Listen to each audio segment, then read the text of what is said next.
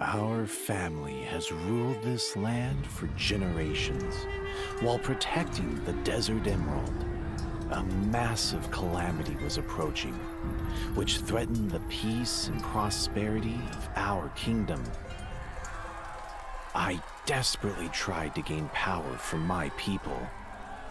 It was on that night I saw a beam of light. I thought to myself that this was our chance.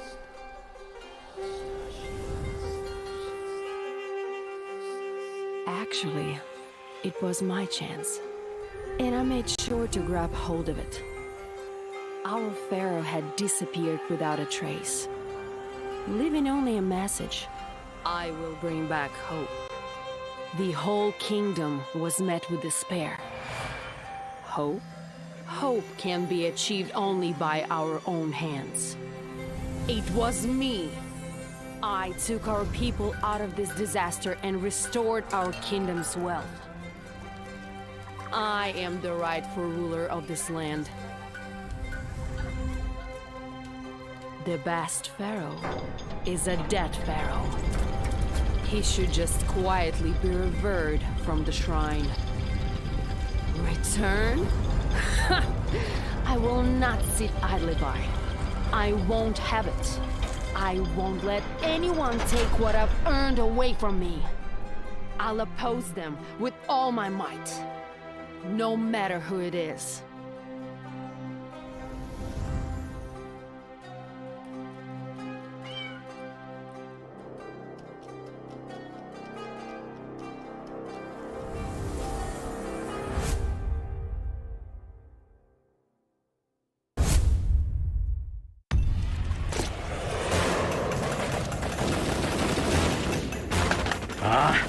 Ammo खत्म हो गया। अब दिखाते हैं धमाकेदार एंट्री।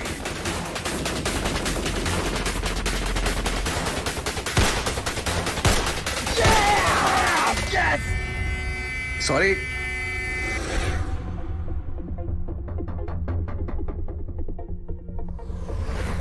मुझे चारों तरफ से घेरा हुआ है। But you know what? I got this.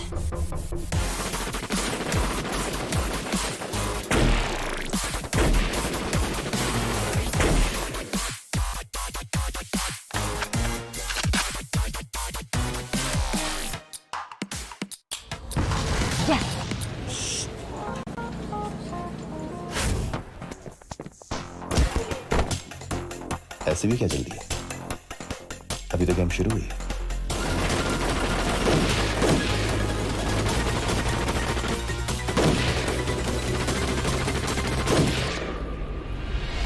Yes! क्या बात है?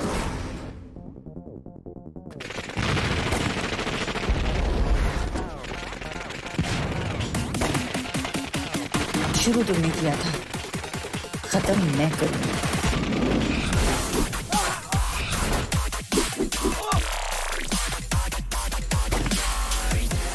एक जज्बा, एक टीम, सबकी जीत। ढूंढे अपने अंदर छुपे हीरो को। गली स्क्वाड के साथ बी द हीरो। मारखौर कौम पर गैर मुल्की यलगार की पेशन गोई हो गई। इसलिए छोटा मारखौर अपने बचपन से ही बहुत मेहनत से तरबियत करता है। ताहम वो तंज और दंज का शिकार है। जब तक कि आफत पेशन गोई के मुताबिक ना आ जाए, वो एक नौजवान लीडर बनता है और लड़ने की हर मुमकिन कोशिश करता है। आखिरकार वो दुश्मनों को शिकस्त देता है और जीत जाता है।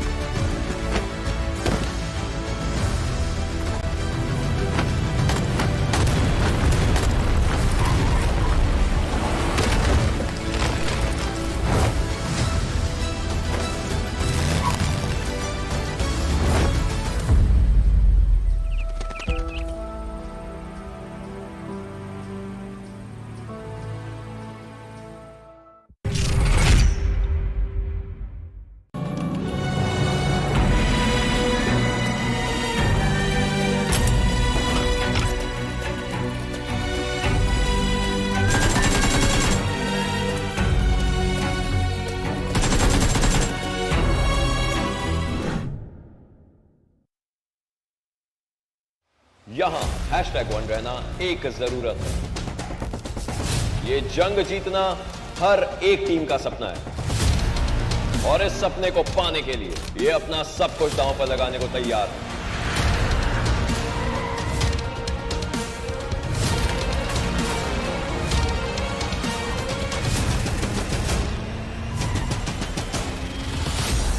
Pakistan is ready for the ultimate action.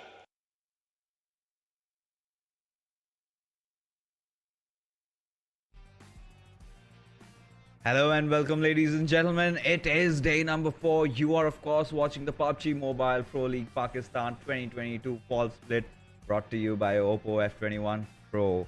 Of course, I'm Fixes, joined by Blotter, and yesterday was quite an eventful day. I mean, all these teams from the middle order finally, you know, taking a plunge, especially Metershot X Sky getting their first hat-trick, and what a storyline had it been. Even Team Star did make quite a comeback, getting a chicken, and so for the team, so for the players of Team TmwEsports as well. But as we move on to day number 4, it is going to be a whole new day, whole new start for all these teams to battle it out for that top 12 position, because tomorrow, you know, we have that match of Livik, the bonus matchup. So, Lakshay, how excited are you?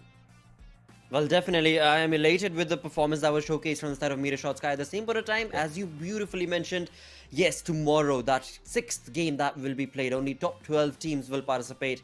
But the best part in all of that is, even if teams are not able to get themselves in the top 12 today, but start bringing themselves closer and closer to that 12th position, then tomorrow's games will also be very crucial and detrimental if they can participate in that Livik map or not. So today, as well as tomorrow, very critical days for these teams that are below the 12th position in the ranking. Yeah, of course. I mean, if you talk about the big names, especially for the likes of IA, Freestyle, Regicide, you've got R3D, even the likes of 3X, North Esports, so many big names. Even I guess North Esports also missed out on playing that bonus map last time as well.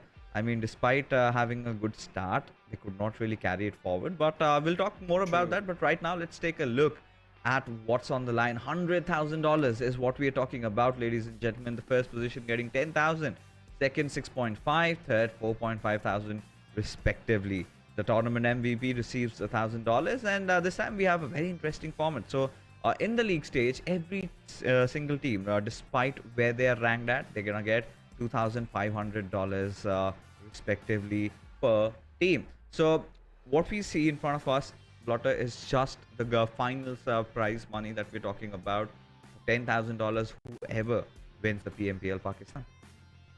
Absolutely, a big chunk, of course, that is available for these teams, and along with that, of course, you also have that perfect well, opportunity, right? Because top 6 teams will qualify for the SA Championship, but before they can do so, they need to bring in those points, and the way that we've seen Pakistan region bring in those points is based on the elimination points, and those points are, of course, racked up in quite a high octane performance from so many of these teams now that are part of the lobby, and they keep on pushing that envelope forth again and again with every single match that we participate in. Oh yeah, of course, they certainly do, the way they've been playing, and we have been talking about the bonus points, right?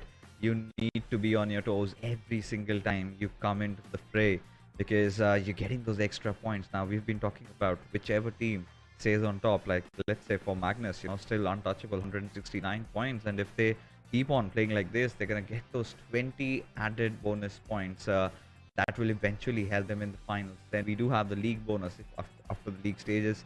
Wherever you are, you're gonna be matched accordingly to the points that we have, depending on your position points. But as we move along forward, let's take a look at the groups this time around, because every single time we are going to have a new set groups every week, right? So this time Group A consists of I8, FS, Metershot Sky, R3D. We do have Group B consisting of Magnus, Quraysh, Star, 52 Esports. Group C does have TUF, North Esports, 3X Esports, TmwEsports. Group D does comprise of contenders, H2E, TmwEsports, Triple Esports. Group E does have Team BABLU, the Faulty Devils, Regicide, and the Grounders. Absolutely, and of course, the first game that we are going to be looking at today, we are only going to be looking at Group A, B, C, and D, the ones that will be participating. Group E, for at least the first game, they are going to be setting it out. That means, of course, right side Team Faulty Devils, the Grounders, as well as BABLU will not be part of this upcoming game, match number 1 for the day. With that, of course, let's move on ahead and have a look at that storyboard, the overall ranking that has been created based on Week 2's performance from all of these teams, and comparing all of that. Combined with, of course, the performance that they showcased last week as well. I8 still leading the charge with 431 points, but hey, we've been looking at it since the start of week 2. Magnus Esports, they've been on the climb. Quantum Rage, they've definitely been trying to hit that market and target. They're still a little too shy, but Magnus Esports, they get in there with only 3-point difference. 2-point difference that they need to capitalize on to cross over I8. Oh yeah, and I think look at how they've made it up, right? It is their position points consistency that they have been showcasing, Lakshya. Especially they had been consistent in week number 1. Now heading forward to week number 2 also, they've been even better. But as we move along further, Metershot Sky, one of those teams that has really impressed us, and we hope their Christmas keeps on going, right? Because the kind of a storyline they've built yesterday, the kind of hopes that they've built yesterday, the way they performed, I think I would really want to see them enter into the top 10 by the end of evening. But at the same time, would also love to see Freestyle, R3D, and all the other teams also collect a few more points, because TmwEsports, I mean, the first week they did not perform the way they were supposed to. Still are yet to get that chicken dinner for themselves, and the same even goes for 52 Esports, where we have seen them getting ever so close. I mean, as far as maybe hashtag 2, but that chicken dinner is still missing. It is. It definitely is. It haunts them, I'm sure, now, because after all, this is going to be pretty much the second last day of week 2 itself, after which they're only left with week 3 to try and make that name, resonate a little bit in the lobby. But yeah, it is turning into a tough conversion from their side. But along with that, when it comes down to the teams themselves who have been performing and have been over the top, well, of course, it is Metershot. As Fixes also did mention, 3 chicken dinners, that to back in one single day that they did yesterday was beautiful to witness. Again, that chicken dinner, along with, of course, the elimination points that they racked up, a clear difference being showcased in terms of the aggressive streak that they've got in week 2. Oh yeah, of course. Now you can take a look at the average stats like we've been talking about, right? I mean, you would find the survival times barely 19 minutes, and it all comes down to the fact that they kind of messed up the first 2 days, right? It was just the third day where they kind of got themselves into the mix, and they have been increasing their numbers, especially the way they've been fighting it out all along. We've seen them, struggle in those early phases of the game. But seems like, the way they've been playing, they're on a whole different role. They've managed to get a hat-trick for themselves. And this is where it comes down to the fact that, they did not win last game. Now, if Lakshya, they're going to get another chicken dinner at the start of the evening, then that's going to be 4 in a row. So wow. You can see, I mean, this team, they are having a hot streak going on over here, and the way they've been playing, I mean, it's pretty standard, right, if you think about it, because they're the ones who rotate very late inside the circle, right? They do not engage in unnecessary fights anymore. They buy enough time for each other to make sure they're here for that, taking the fights in unison with each other, and this has been paying off so very well. It definitely has. For Metershot Sky, I mean, we were talking about it as to where is that limelight lost and gone compared to the previous season. Well, again, they were just trying to understand the lobby that they were up against, and in doing so, finally, in, of course, week 2's day number 3, they hit that marker, and day number 3 being the very crucial and critical one for their side of this team. 3 chicken dinners, that to back, a perfect play where, of course, we are looking at it in terms of the teams that they were able to rack up those numbers against. Magnus Esports, I8, Triple, I mean, no team was left untouched from side of TmwEsports. Oh yeah, I mean, none of them had been left behind. As yesterday, the way they got their chicken dinners, I mean, we could see everything, right? A culmination of going very aggressive, but this Miramar game, and they were quite patient, just waited for the right opportunistic moment, and once it did, just went in ham, got that chicken dinner to themselves, and ever since, we can see that boost of confidence, right? It's something like teams like maybe 3X, North Esports, even 52 Esports, for their likes, they do need that. But moreover, we do have the other teams, I mean, especially the likes of I8, Freestyle, Regicide, all Right. these teams struggling so much in week number 2. It feels as if, the other teams have read all of them like an open book. They know what they're going to do.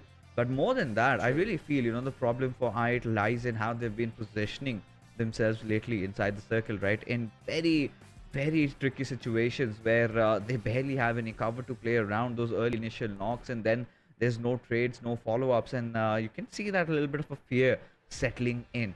Despite the fact, they were on top, and we were starting to speculate that if there is going to be any team that's going to topple them over, but it feels like that Magnus has stood up to the occasion and what did we count? It was just 2 points shy from them, and once they recover, once they make up for it in game number 1, they're pretty much good to go.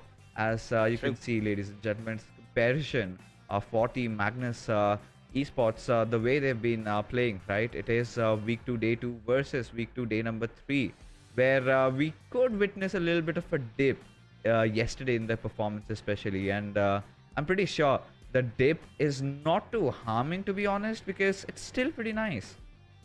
Oh yes, definitely. I mean, you talk about the start of yesterday itself, right? On the map of Sanhok, Magnus finished second. So that itself clearly showcased that even though there was a little bit of a dip that can be showcased in terms of the stats that are in front of our screens, nothing taken away from the position that they're at, because they're only 2 points shy of I8 leading the chart in terms of the league standings. And again, that they will easily be able to dominate against because of the way that Team Magnus has been synergistically been playing throughout this week 2. At the same point in time, when we talk about the aggression, well, that aggression yesterday was a little bit stolen away from the side of course, Metershot, because Metershot, again, back-to-back chicken dinners, they have to be able to dominate, and they did so against Magnus Esports as well. There, once again, I'll remind the viewers that Magnus Esports, they are looking very comfortable in the overall ranking. As of now, with the league standings just 2 points shy of I8, from toppling them over to be the first ones to reign in Supreme. And again, that consistent play is definitely going to be anticipated on this day number 4, week 2 from Magnus Esports as well. Oh yeah, of course, you have to do that. And yesterday also, like for Team Magnus, I mean, they know they've got a target, right? They need to topple I8 over in terms of the overall standings. The points accumulated, including week number 1 and week number 2. So that is going to be really important as to how they're gonna achieve it. But moreover, I mean, from what we have seen from their side, I feel that this is still a very solid team. In fact, the most consistent team this time. We have from Pakistan every single game. Their approach has been amazing. But we never know. Today could be just one of those days where a different team altogether steps up. And I really want TmwEsports to rise and shine. We also did witness Team BABLU staging a little bit of a comeback yesterday in the final game, if you remember, in the map of Miramar. I mean, they got ever so close getting the chicken, but it was TmwEsports who had such a nice hold of the entire circle, did not let the players of BABLU capitalize at all. But there was a certain point, it came down to it, but QWERTY did have those man advantage, had those numbers, but huge props to Sibian and Dani, the way they played it around. But nevertheless, today, again, like I said, it's going to be a fresh new start for these teams. Now, tell me, Lakshay, which teams do you think will be the ones impressing us?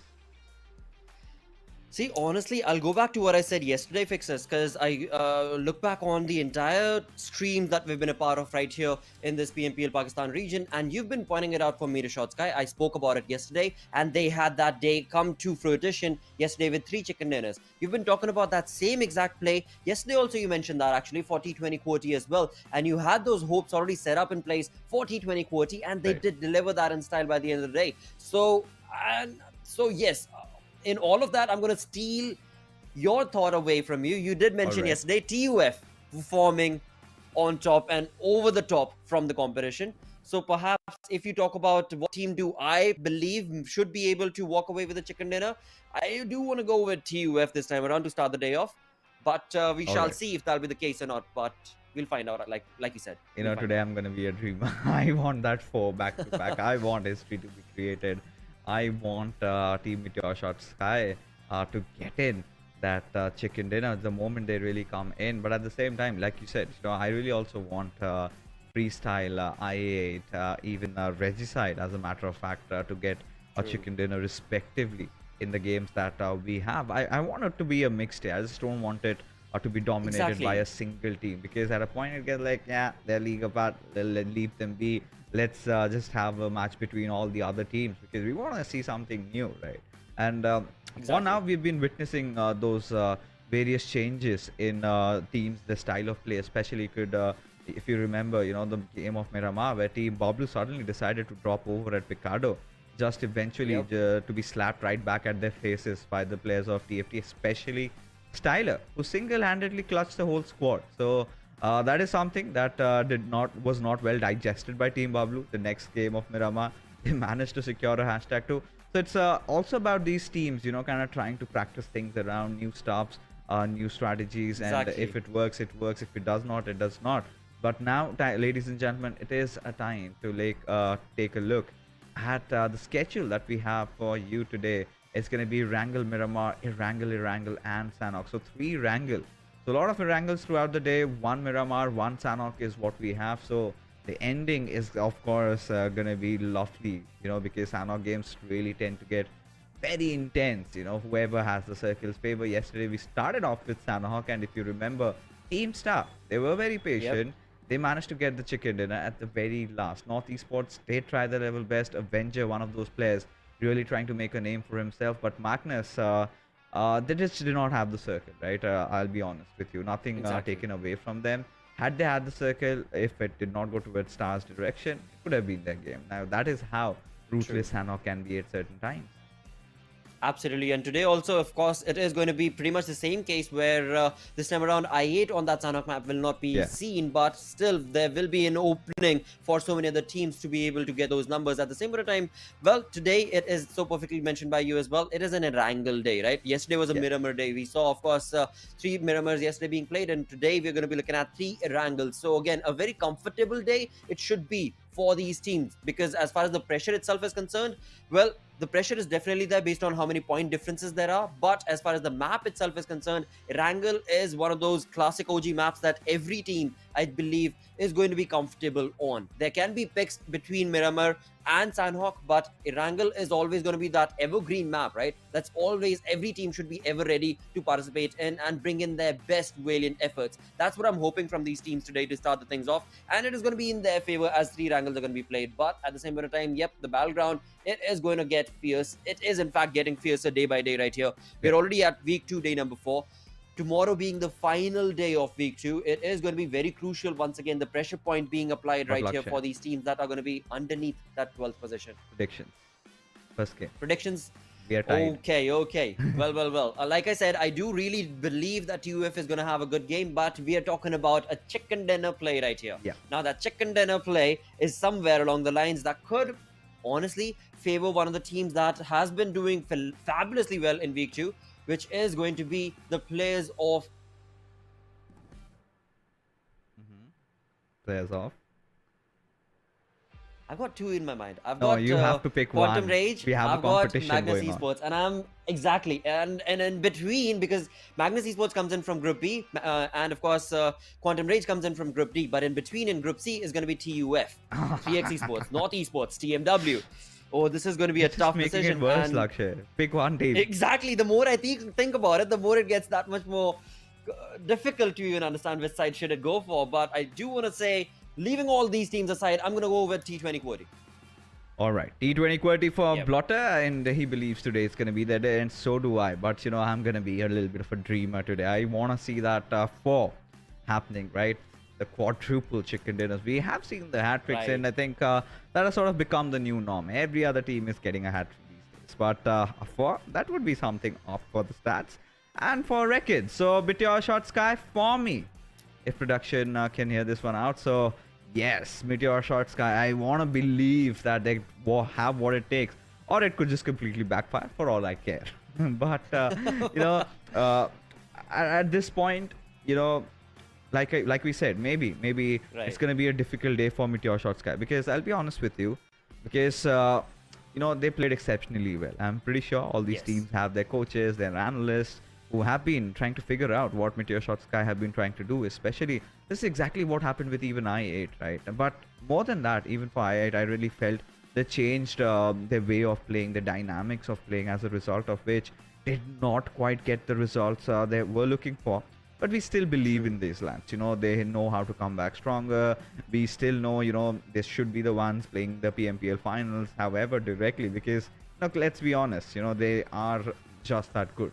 And the way they've been playing, I mean, I for 1 second never really felt we have been missing Crypto, one of the the biggest players of Pakistan region, one of the most consistent lads. We did give him a title of King Crypto. Now that he's gone into a different realm altogether, trying to get the crown from over there, and we wish him all the best. But the shoes have been perfectly filled, right, with how well Team I8 has adapted even in his absence. Every single player a phenom in their own very rights. But I think today also I want to see Khan 420 making some really amazing plays, because yesterday we finally got to see that little spark for him. Because if you talk about T20 QWERTY, it had all been about maybe Voltrux and Gravity, because Gravity, boy oh boy, this lad has on a whole different role. But I think Khan 420, if he steps up, I think T20 QWERTY, they're gonna have such a good time today. They definitely ought to be able to. In fact, as you perfectly mentioned, yes, T20 QWERTY have also gone through some ups and downs for themselves, but throughout the entirety of week 1 and now into week 2, day number 4 itself, we've seen them rise up to the occasion. They've gotten closer and closer to that perfect conversion and get that chicken dinner on their name as well. With that, the flight path for the first game of the day going to be on our screens, where indeed it's going to be starting all the way from south of military base and moving towards north from the center line of this map, thus of course favoring each and every single team as they try and get those rotations set up for themselves. Starting off the bat, we do of course have I8 and Metershot, who are known to favor their drop location of military base, and that's exactly where we will see I8 and respectively no reply for Metershot Sky. On the other front, for FS, they love to go towards that Quarry Ferry Pier region, and that is where we will see them slowly make their presence felt. But look at how Team Star is dividing themselves right now.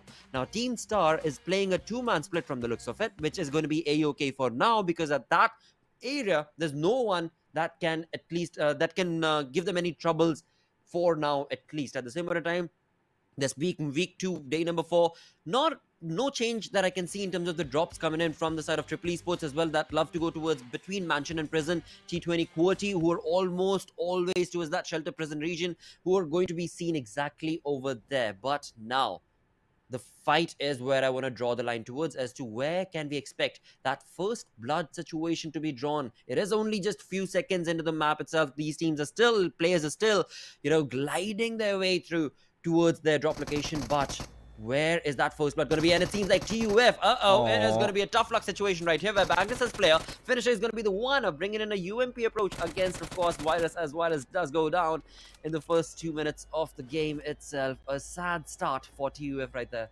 I'm still, intrigued by Finish's, way of playing, right? Look at him, all lying down on his bed, and he's an amazing player. One of the MVP contenders for sure. But all the aspiring, these PUBG Mobile players, right? I'm gonna tell you this, that is not how you're supposed to, because as you grow up, when you become all like maybe you and I, you are entering the 30s, I'm pretty much 27. I'm sorry to give you that stark reminder, Lakshay, but this is something we can't afford, right? Especially when you have those problems with your back. So make sure you have your correct seating posture. And at a certain time, even the players would realize, gives them that extra little strain. But still, I'm pretty surprised how can you have that much level of focus at such a high lobby, right? It gets intensified. But again, leaving everything aside, I mean, Finisher is still an amazing player, and we love him for what he does. But we've seen a few changes over here. As you can see, Team Star, they've dropped around the farm area, and that sort of intrigues me, because again, they usually, if you remember, they go head on towards Severny.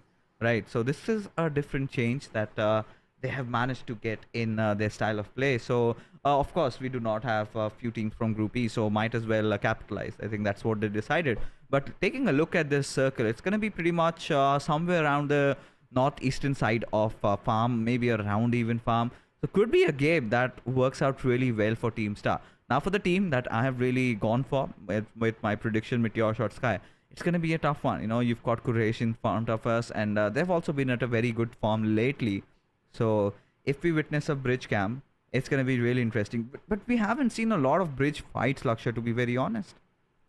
Indeed, that is true. That is very true. In fact, there were a few occasions where it seemed like that could be the case. You remember when we had TMW against I8, and I almost wanted to see if TMW would stop in tracks to bring down I8, but that was not the case. TMW ran away from that as they were trying to get into the zone itself. Now, looking at this zone, another thing I'm reminiscent of is, the Ferry Pier Bridge or the Novorokroy Bridge sort of zone ending, where it's in between the military base as well as the main island, exactly where Team Star is, towards those ridges, towards those edges.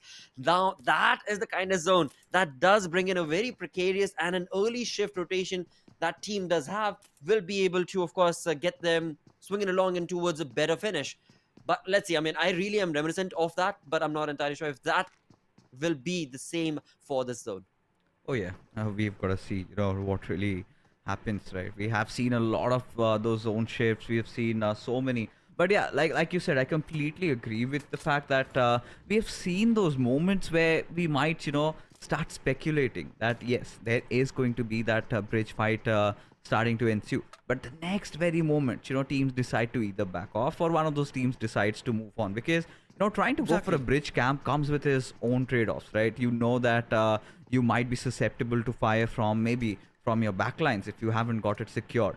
So that has always been a concern, because there are two ways that you can head over to military base or head outside of military base. If it is in military base, you are setting up a bridge camp.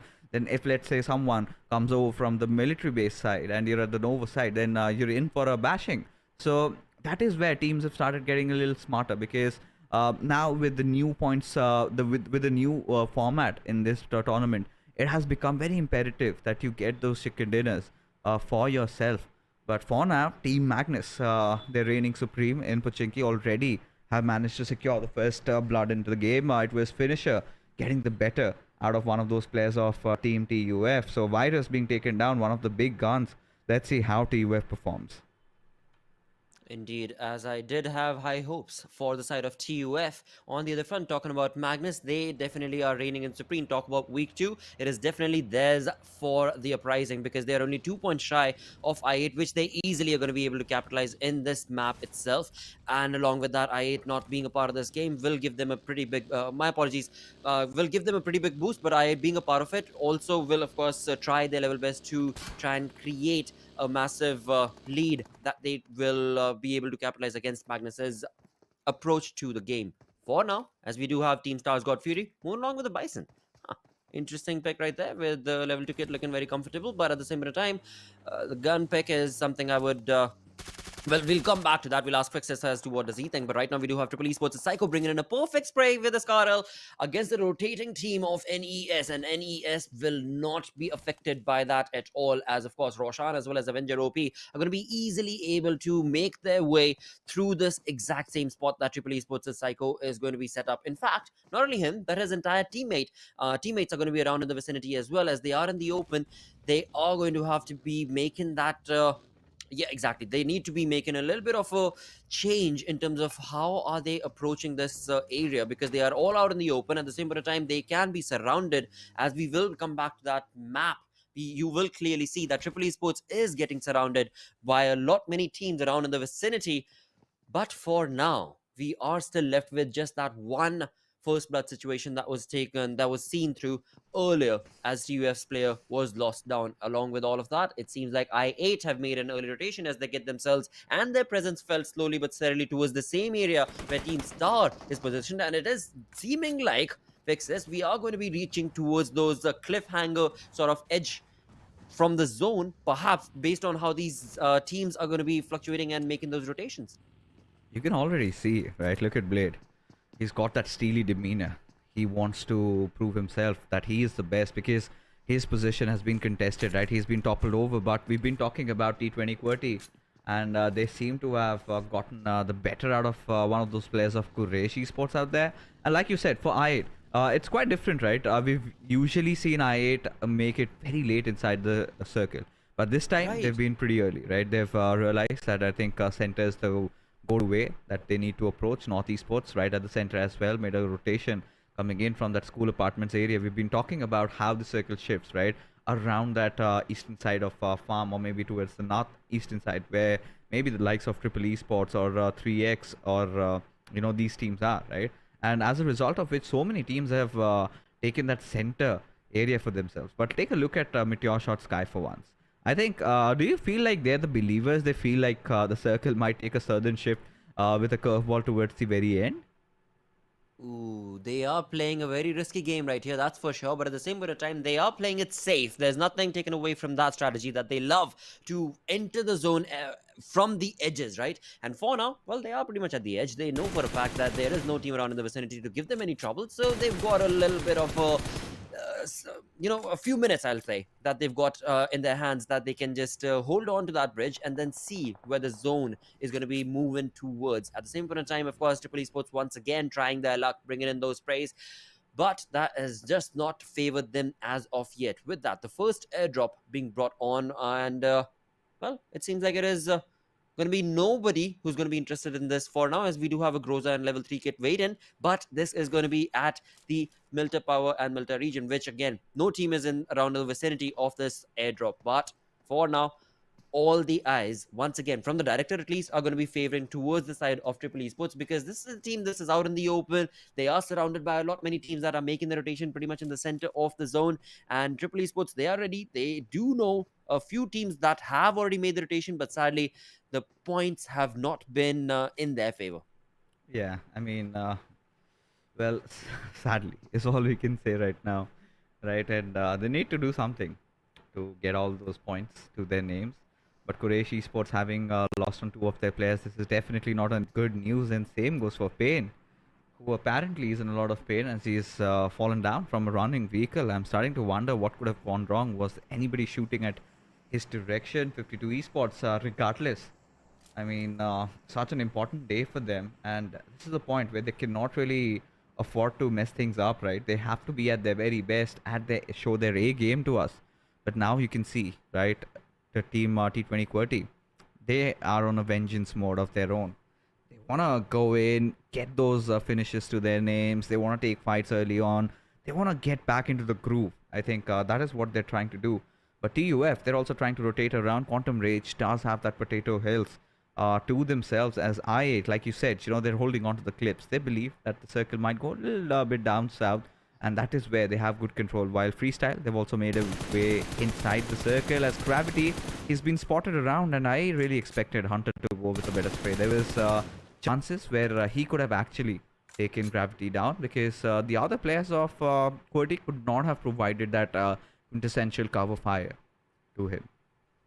Exactly. And for now, what Hunter has done effectively is reveal his position, where of course the scout from T20 QWERTY was Gravity, pushing on ahead to understand if at all the mountain was clear and an opening could be seen from that side, where Hunter has definitely just put a full stop to that exact same strategy. And now, of course, it all falls down to T20 QWERTY as to how are they going to be able to retaliate from the mountain across, which is going to be towards their in their control. As of now, we of course do have the zone also making a curveball shift once again, bringing itself towards the farm area. And talking about the farm area itself, we do have a lot of individual fights that can be seen, as so many teams are going to be finding in themselves towards the farm open farm areas. But right now on our screens, of course, was FS and H2E. The sprays were definitely there, but it seems like H2E have decided to falter down to the military base and then make a rotation from there. From there, I believe they were going to be entering into the Novoroknoy bridge. Wow. And right now, it's going to be Triple Esports Hunter, who has been able to capitalize and hunker down the position of T20 QWERTY. Voltrax, sadly, has gone down. A tough luck situation for T20 QWERTY. Oh, yeah. I really feel bad for Voltrax at this point, because to get that revive, they'll have to use a lot of their smokes, and Triple Esports, they want to take that fight. They look hungry, they look aggressive. They are men on a mission at this point, as Hunter is taken over the compound, taken the first floor. They're trying to make it difficult, or rather impossible, for the players of QWERTY to try and give a res. It's going to be such a risky affair, making sure they've got all those grenades deployed, as well as 420 boy somehow in the meanwhile gets a trade for himself, takes down Thug. Now this is gonna make things a lot more interesting, but this grenade from Rex could mark the end of Voltrox, maybe if he's not careful. But somehow I think he's managed to find some cover to play around with. And 420 boy, just lobbing those grenades, trying to close off that flank that Triple Esports did have. Hunter getting knocked out. One more grenade successfully hitting could mark. Also, one of the other players getting taken down. But from the backlines, it is going to be 52 Esports. But it seems like they have no monkey business at this very point. Look at Hasu though. Just prying at their prey, and Voltrux going straight away after getting himself back up. Hasu finally, opening up, and Thag goes down again. It is going to be so haunting for the players of Triple Esports. That is it. It's just not one squad, but two that's going for them. Exactly. It is going to be a very difficult position for Triple Esports to be able to walk away from, as T20 are definitely bringing those nade parades and making that presence felt. But at the same time, I'm feeling a little bit scared for T20 because of course, Quraysh being in the same compound, the team in yellow, and that is exactly what I was thinking about, where indeed the position and the advantage from T20 has been hurt a little bit. The gravity push will definitely capitalize on this entire team, as of course, we will have the first team to get eliminated being Triple Esports. 15 teams still to remain, 5 defeat points converted for T20, but they have also taken a loss. Left, of course, are going to be Khan, Gravity, and Voltrix, where indeed Quraysh Esports made their presence felt and pushed on to take that perfect surprise elimination point against T20. But I was dreading a lot more worse for T20. Thankfully, Quraysh were a little passive in that third-party approach. Yeah, but I could not really understand what was going on in Uzum's mind with this kind of a play, right? Having one of his players stationed far away, where especially Freestyle are, knowing the fact they're still in the lobby, that was a very risky move to take. And now look at them just heading inside the circle and maybe just going for a ram-in on the players of I8. And this is where IQ really needs to hold the fort, right? He has to somehow restrict the entry for Freestyle, because if they go in for a ram-in and if they make it safely and soundly, then it's going to be so much more difficult for the players of I8. But they know, they've got the information. All they're waiting for is for the players of Freestyle to come at their way. And the moment they do that, IQ might just go all guns blazing at their direction and team eliminate. They might find themselves in a whole world of trouble, already losing out on 2 of their players. Now this is going to make things even more worse for them, because I8, this little split definitely did not work out for them. And at the back of their minds, they do know that. But now is not the time to lament. Now is the time to get a lot of eliminations, get some of those position points, restore the faith back into the fans that they had. But as we speak of TmwEsports getting the better out of QWERTY, as Khan has been knocked out. Now this is not a good news, as finally Metershot X Sky decide to enter into the fray. They've managed to get a few knocks here and there, but they're still yet to get inside the circle. Now TUF reduced to a 2-man squad. It's going to be really interesting as to what happens to them at this particular moment. Oh, this is turning into quite a chaotic battleground right here, where we do have so many teams left with just a 2-man squad. Right here on our screens is going to be, of course, TUF as Thor brings in that perfect spray as Ash MVP does go down, and right there, of course, the spray will be able to connect and confirm that elimination point as well. As on the other front, the TUF's player, of course, Joker, so trying his level best to get his teammate revived. That's going to be Edgar, but at the same time, there's no possibility, as Metershot Sky has pushed on through with 2 of their players, Helsi and Khatir, just definitely trying to dominate. Joker, sir, on the backlines will not be able to push in his luck. As of now, of course, he is at the disadvantage, as of course it is a 2v1 situation against the players of Metershot. And all in all, of course, Ash was brought down, but it seems like Metershot are going to be able to capitalize, and Jokers are all by his lonesome with his UMP, is going to try and capitalize, get in one shot, but sadly it will turn into nothing. As of now, of course, the teammate are going to be there. Khatir is going to be there for Metershot to be able to give that revival, but it seems like the Blues have caught up to them. Now this is where Ash, the revival, is it going to be possible? It has started, and yeah, this is going to be a tough position for Metershot Sky to be able to get all 3 players moving away from that. Oh yeah, my heart's broken. The quadruple, the dreams, they have been shattered. But Freestyle, they've started closing in. Look at IQ, barely surviving, finally has administered that first aid. And another grenade goes in. And Uza might take some hefty amount of damage, but that was the Molotov, I believe. But regardless, Freestyle, they know that I8 are over there. They know that this is their fight to win. It is going to be such a difficult hold for the players of I8, especially Uzum trying to have that fight. But Mom2 gets in that opening that they require, as IQ is all by his lonesome, as he's burning already. Needs to do anything and everything it takes. But that grenade coming in from Malik would be the final nail in the coffin. Their side, as I8 do get eliminated. Oh yeah, and that is where things are starting to get really interesting. North Esports, however, have all 4 of their players alive, as now it is time to take a look at where the circle is going to take that shift next time around. Is it going to go towards farm? Yes, indeed. 3x Esports and Team Star. This little trade-off, this little gamble by Team Star really paying off heavily, because the moment they were around that farm split, and that is where the circle is decided to shrink. And if they play their cards right, we could see them again starting the day off with a chicken dinner. Oh, this could very well be the case, as we do, of course, have them pretty much in the center of the zone, with all 4 players still surviving and looking very comfortable.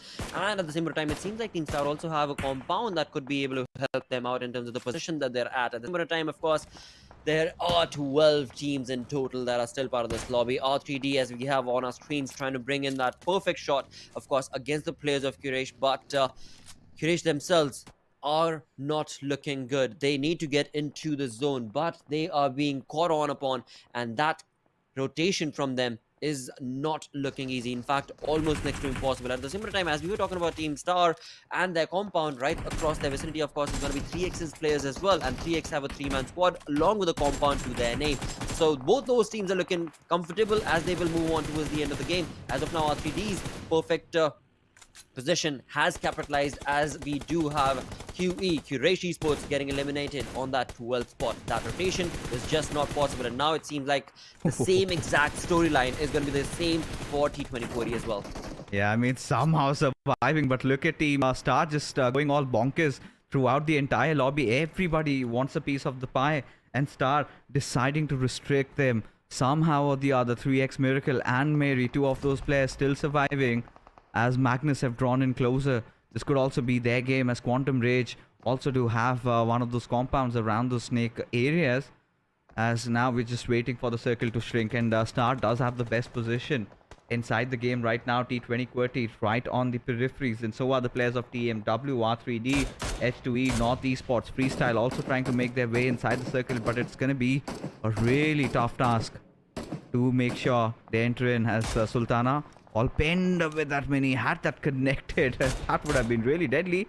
Still goes on to try to take yet another shot, still not connecting though. Freestyle now will make their way inside the zone, as Sultana just trying to spray around with his AKM. Does not succeed, however, but how long can Freestyle survive, as they have managed to make it inside the zone? Now they want to pick a fight against Team Star.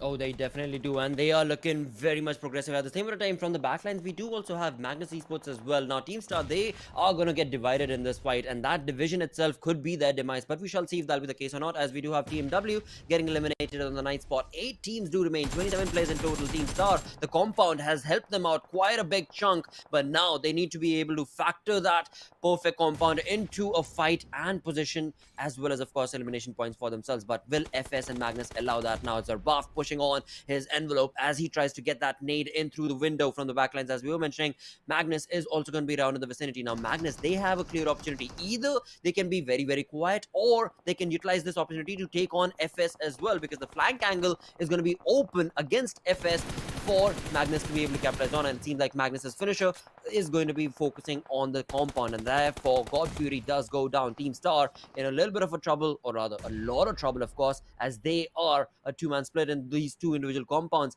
and God Fury all out by his lonesome is going to be almost very, very difficult to get that revival. But it seems like for now a little bit of a stalemate is going to result in the revival being possible. But Wasi, a perfect push from his side. Come on, bring in that Molotov, bring in that nade, bring in those utilities, and that could be the end for Team Star right there, as we do see the same case for T2040's Gravity going down right here. Oh, that was so sad. I mean, he had just picked himself a particular corner, and R3D just decided to drive him over, and Washi showing his supremacy with that DBS, and we love these shotguns, especially after this new patch update, as Usama just waiting and hiding for the players of Team Freestyle to come out loud. And there you go, Mom2 having already been taken over. But what happens to Usama as he goes after yet another player? Does he get the better of him, as Magnus will take down Drolin? In fact, one of the players of FS in the process. My bad over there. As Usama still managing to survive, he is making sure that he somehow, picks up the chinks in the armor for Team FS and gives them a bashing too. Remember, as Team Star, they've been reduced to a 2-man squad. But look at this beautiful crossfire setup. The moment FS walk inside that squad house, they know they're gonna be done for good. Absolutely, and again on the backlines, as we do have Magnus still patiently waiting. They've played this game, this fight in fact, to perfection from Magnus's style, as they let this entire fray happen between Team Star and FS. If at all anything, the third party from Magnus was against the players of Team Star itself, but now it all falls down to 3v2 situation, where Freestyle is going to try their level best to capitalize on this compound against the players of Team Star, but little do they know there's nobody on that first floor. They're all down on the ground, and the ground floor itself is now going to get hammered on upon from both of these two teams. We of course have not only the players of Magnus, but at the same time it seems like PX's players are also interested in this exact same fight, as Quantum Rage thought they had a perfect position. Seems like it is going to backfire from them, as the Molotovs and the nades coming in from Magnus are going to dictate the fight in their favor, and another fight. So two individual fights taking place right here. A third party situation against 3x has gone against them, and of course they get eliminated thanks to Magnus once again. Oh yeah, they certainly do. But taking a look at this particular fight, Magnus do want to lock horns against the likes of Quantum Rage. Both the players are so low HP serious, also getting taken down, and Magnus, they are absolutely sweeping the floor. The way these players have been playing, I mean, Quantum Rage, JD and Goku, well, they have built up those smoky covers for themselves as they go on a retreat. There's no way that they can get the revives, but look at Maxi's position, and that is going to be of utmost importance. And now Finisher ensuring he gets those finishes for himself. 5 finishes have already come in for Team Magnus Esports, as they are having their eyes on getting yet another chicken dinner and have a really good start to the Oh, they definitely are looking very close to that chicken dinner, but they need to be careful, as we do, of course, have R3D's players with that perfect elimination point conversion from the side of R3D. It is looking very much in control for them to, if nothing else, bring in a third party approach and that X-Factor approach into this fight, and that's exactly what they're doing, as FS Malik has been caught out alone, and it seems like a head was spotted right there from Hawk, but of course that spray will not be able to connect for now. Again, FS, a very difficult position for Malik to walk away from. At the same point in time, Quantum Rage is still there, and TmwEsports is still there. So the conversion for Magnus is not going to be an easy chicken dinner. They are going to have to fight it through these teams. Yes, the numbers advantage are favoring them, but all of these individual teams, they are bringing it out. They are battling it all out. But Magnus Esports, they're just a little too quick. They're a little too swift as they bring down the players of FS one by one. Yeah, one by one, they are definitely getting the job done, as Wasi, the lonesome survivor, it seems, for Team Freestyle. But look at Zen being spotted and rolling! Almost did have himself wiped out, and Master does mitigate the damage, but this is the perfect time. If you want to push on Team Magnus, this is the perfect time to go in. But R3D, they have also been spotted out as well, as the final 3 teams remain. It is going to be TmwEsports, Magnus and R3D battling it out for the chicken dinner. By all odds, I think the biggest probabilities are with the lads of Magnus. They do have that compound. They, however, have to get themselves inside the circle. Shaw right out in the open as Finisher opens up with his AKM. Does manage to deliver that knock, as Maxi would just say thank you, sir, and steals it away. Oh, with that, Jordan going to be pushing on to this exact same shack, as we do have Maxi from TmwEsports right in there. And along with that, of course, the numbers advantage going to be favoring the push from Magnus Esports as they eliminate TmwEsports on the 3rd position with 7 elimination points. With that, R3D's one final player, Walker, does remain, but that will be the end. And that is what was dictated on this first game of Erangel, as we do have our winner, the chicken dinner winner team, going to be Magnus Esports. Of course, finding themselves on the top of that leaderboard, along with 11 finishes and 15 points from that chicken dinner. 26 points is what this team has been able to rack up. Oh wow, I mean, the tyranny continues for Team Magnus Esports. These lads do not seem to stop at all, despite what the circle is, how the odds are. Everything that they're doing has been into perfection, right? They know what to do, they know which fights to take, when to take them, rather, has become such a crucial factor as to why they're dominating week number 2. And with that being said, I think even on the overall standings, they've managed to secure that #1 position, finally toppling over Team I8. But you know what, ladies and gentlemen, we're going to be taking a short little break. We're going to be coming right after in the post-match segment to discuss more about this matchup.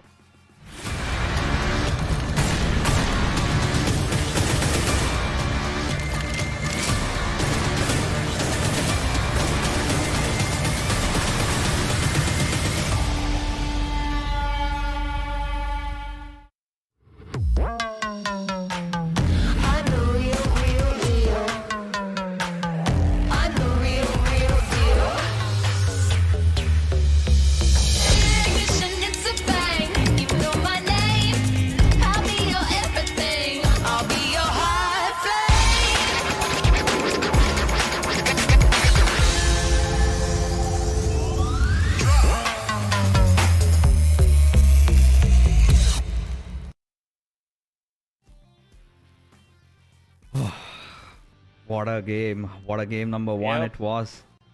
Just the way we predicted. But as we are back, you did, of course, take a look at the Oppo F21 Pro. I love that phone to the core of my heart. And like I said, it really goes with this jacket that I'm sporting right now. And maybe with you also deciding to choose between maybe orange or black. But I have to say, they're also the sponsors of this event and for the entire PUBG Mobile Esports Pakistan region. But for now, ladies and gentlemen, let's take a look at the MVP. And who else could it be apart from Faster? I mean, finisher, Faster, regardless, 6 eliminations for this lad. The way he's been playing, amazing.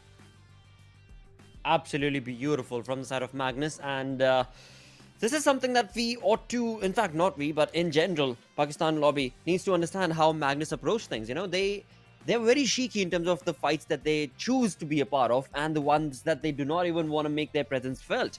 They had all the rights and the opportunity to participate in the fight where we had them going on the low lines where FS and Team Star were going up against each other, but they stayed mum. They stayed shut. They did take on one spray, but that was pretty much it. And they allowed the other fights to take on. Once that was done, once the coast was clear, is when we saw Magnus create that perfect synergistic push from their side. But at the same time, of course, we move away from Magnus's players towards players to focus. We do have North Esports' Max right here, with again North Esports a commendable effort from their side as they finish on the second with, of course, I believe 7 eliminations if I'm not wrong. Yeah, I mean, the way North Esports has been playing, I think this is also good news for them, even for R3D. Yeah. You know, they're also climbing up the ladder. And despite missing out on the chicken dinner, it's nothing to scoff at. But yes, taking a look at the match summary, it was pretty much a Magnus affair. T20 QWERTY, very aggressive right from the very start. But sometimes I really felt they had too much to take because holding on to the center, you cannot somehow put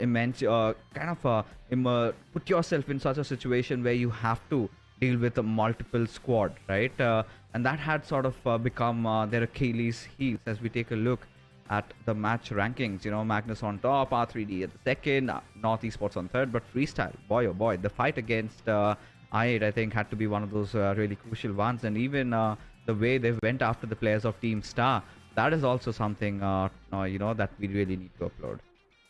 Absolutely. And apart from that, T20 QWERTY on the 5th spot. Look at that. 1 placement point, but 7 elimination points. So yeah, they were working towards a perfect trajectory of getting those elimination points, but as so perfectly mentioned by Fixes, they were just cut short. And again, it is a very difficult position. And of course, when you've got 2 individual fights to take control of, it is not easy. But of course, they tried. That is what we need to commend them for. With that, as we get done with this first game, let's have a look at the recap with the Oppo F21 Pro moments. And right off the bat, we of course did see TUF's player taking a big blunder right there. And at the same point of time, that position from T20 QWERTY, yeah, it was just a sad affair. Just could not have converted that. Yeah, I mean, they should have anticipated that, while we are on the center of the zone, a lot of the teams do have their eyes on us. And, not really paying attention to that sort of became the reason why they got taken down. Look at Gravity. He could not even respond. Destroy just rammed at his direction. But, yeah, I mean, at this point, even Team Star was holding on to the center of the circle for such a long time. Just before the push from Freestyle just came at their direction. But Faster, being ever so vigilant, making sure nobody enters. And as a result, it was a Magnus show. And Walker, he was clearly left out of options, right? With nowhere to run and hide. Got eventually taken down as we take a look at the damage graphs. And we were talking about it, right? QWERTY started off really well, 1600 points of damage. But teams below them could not really make their presence felt. Now, Magnus, R3D, North Esports, Freestyle were the teams that really impressed us. Even Team Star, as a matter of fact, having the center to themselves, had a lot of damage points coming in, but not enough conversion. So that conviction rate was clearly lacking from their side. Absolutely. But again, Fixes, it's a commendable valiant effort coming in from all course. of these teams. You compare this damage draft to how they were performing in week 1. Well, this is a much closer one, a much more appreciated one, according to me at least, because of how they have been close in terms of course, those elimination points, in terms of those, damages that they've been able to get, the towers they've been able to create right here in the damage draft itself. With that, let's of course move on ahead and have a look at the overall ranking post this game. Now, this is of course week 2's matches that we're talking about. viewers, where Magnus Esports is leading the charge with 195 points. Following them is going to be Metershot Sky with 130 points, and 6 points shy is going to be Quantum Rage. So this is not, there's no change, of course, between these teams, but move that all the way down to 8th position team, R3D Esports. A 6 positions jump from them. A perfect start to the day, definitely it has been, from, of course, R3D as well as FS. Oh yeah, I mean both these teams, right? R3D, FS. We were talking about their comeback, and seems like that chicken dinner might be coming in soon for one of these two teams, right? The way they've been playing. But as we move along further and take a look at page number 2, this is where North Esports, TmW, they've also taken a climb, but the others, they're taking that stead fall. And A+B Esports now, oh, they're not even in contention right now, at least for the top 12. And at the 13th position, they have to stage a comeback, Lakshya, because now the matches that they are having just have come down to 7. It's still doable though. It's still doable if they kind of have really big games. They might get into the top 5, top 6, but the way they are playing, I mean, it looks a little too tough at this point.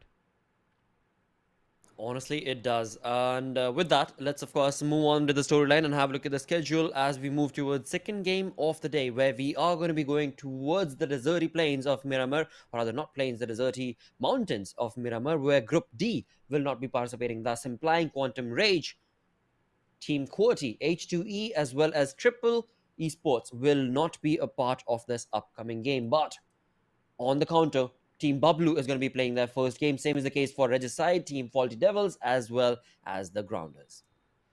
Oh, Team BABLU finally making an appearance, and yesterday they missed out on that chicken dinner in Miramar. Maybe that could happen today in this particular game as well. But for talking about, the game of Miramar, we have seen a lot of circles really building up, the common ones being around, let's say, the areas of, well, this Los Leones side. Yesterday we've seen a few circles around those Monte Nuevo sides, those Monte Nuevo hills. True. And yesterday was a little bit different, a little bit towards that western side, a different circle in which Team T20 QWERTY really capitalized, right? Which began as a Los Leones circle, but ended, had that curveball and went all the way towards that northwestern area.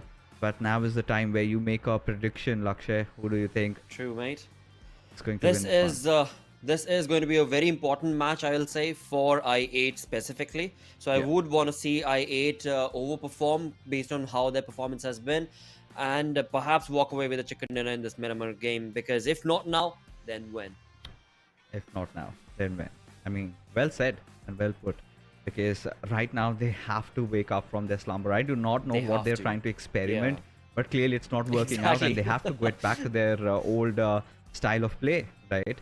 But I think I'm going to be a believer. I really feel that freestyle can get a chicken dinner in this one, because, well, I mean, they have been in a sublime form, the way these lads have been performing.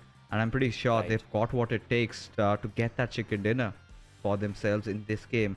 Team BABLU can also, but I really want, just to support that entire storyline. I want to see a comeback story from freestyle. I know these players are capable of that, because today we did see some great players coming in also from Wasi. And Malik has always been in a good form, right? Zarbaf yesterday, he was phenomenal.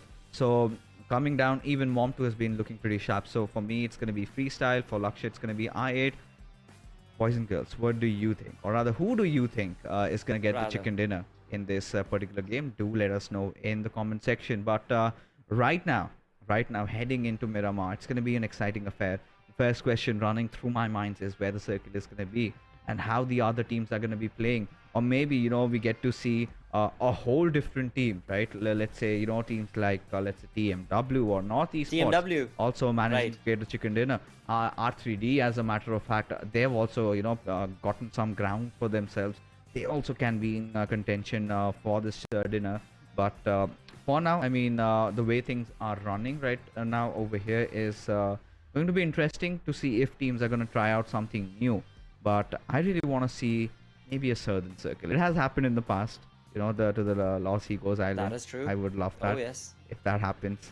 And Pakistan region always gives us all these, little bonus zones. We've seen one of those zones I clearly remember. I think it was last year.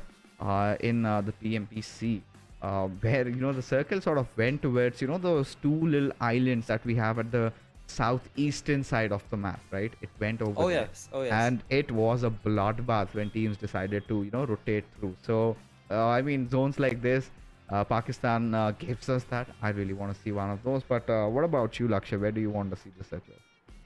Well, again, as you mentioned, right? If this zone on Miramar does go south, then we know that. In fact, I believe that BABLU could have all the chance to convert this into a game for themselves. That is how they were making those rotations in week number 1. In week 2 on the map of Miramar, BABLU has changed their strategy a little bit in terms of how they are dropping down. But if that will be the case, zone favoring towards the southern side, towards the Los Yogas or the prison island altogether itself, then I definitely do want to say that Team BABLU has everything that it takes for this chicken dinner in the upcoming one. But at the same time, if you talk about where would I want to see the zone dictate this fight and the battleground towards, yeah, this is something that'll seldom ever happen. I've only seen it once overall, and that's going to be going all the way towards the Ruins trailer park, which again, like I said, seldom ever happens. I mean, can happen. There is. It can happen. Yeah, that is true. Small little possibility if you've made the offerings, but because lately you did. There was this one evening where you got 2 of your predictions right back to back, and could have been a hat trick, and that could have been a new record itself. But regardless, I mean, the way things have been going on, I'm really excited for this matchup to begin, which will eventually, in just a wee while, because we're getting everything sorted, getting everything A-okay, readied up as all these teams are geared up to enter into the battlegrounds and prove their mettle, just fight it out against each other. And such an important game, like you said, for I8, it is going to be. Now, if you talk about how they've been playing, how they've been performing, they're sort of lacking the persona.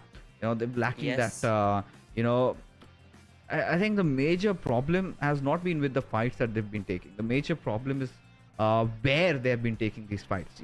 Biggest example is take a look at the final previous game, right? Two players very split up from each other, and there was no reason, because freestyle is going to come in, and having your player station over there maybe could be an insurance policy, maybe just to ensure they have a little bit of an angle if someone decides to push at their direction.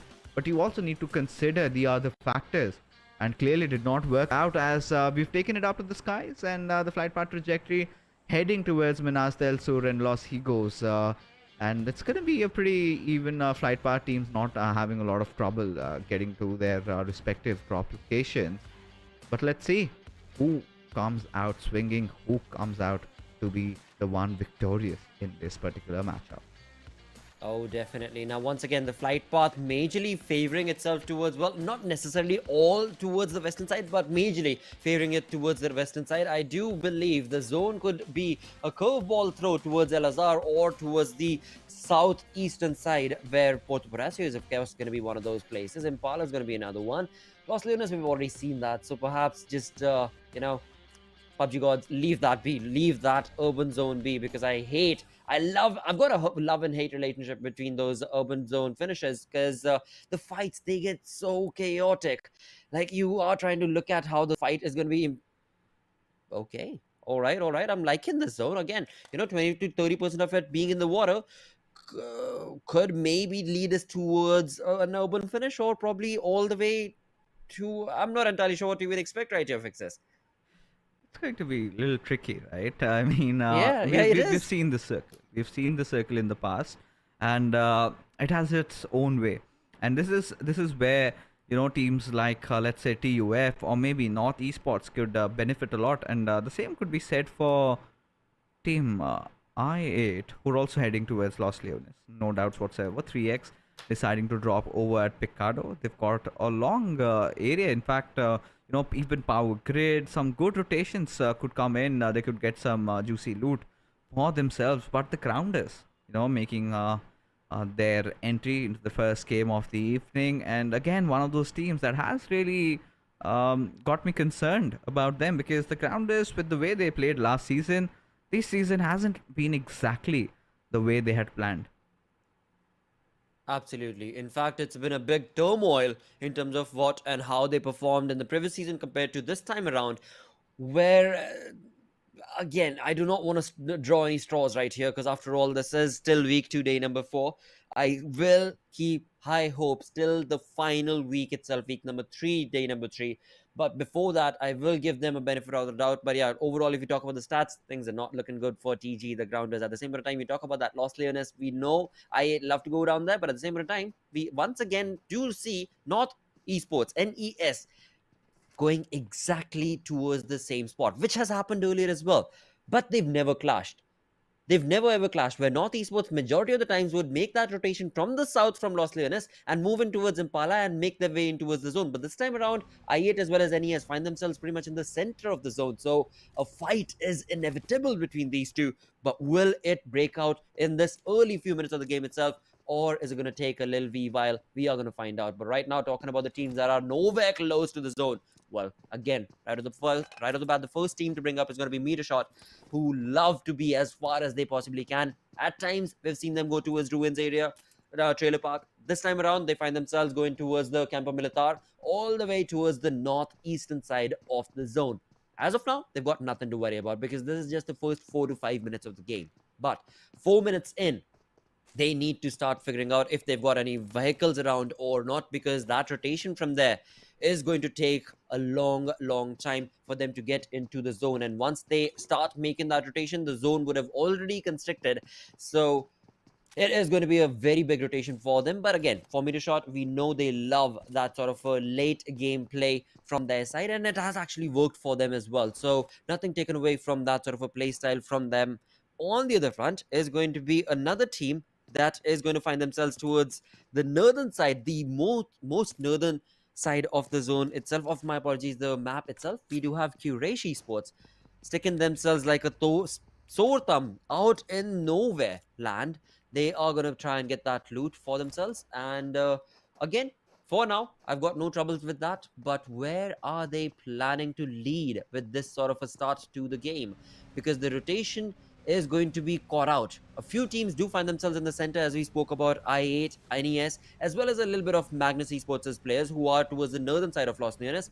But apart from these 3-4 teams that find themselves in the center, all the other teams are so spread out towards the entirety of the map of Miramar that the rotations are definitely going to be caught from one team or the other, and the third parties in the next 5 to 8 minutes are going to be brought in as these teams start making those rotations. With that, TFT going to be on our screens right now, and along with that, the map going to be bringing in the storyline that I was trying to bring up that much more clearer, where in the center we do have I8 NES. Up north of Los Leones is going to be Magnus, but looking at the top north regions towards La Cabrera is TmwEsports, towards of course the northeastern side towards Campo Militar is, well, the players of Metershot, a team that walked away with 3 contenders yesterday, and towards Torayama is going to be Quraysh Esports. Now, these teams, as they make those rotations, they need to be careful because there's only that many areas and roads that are going to be leading them towards the zone.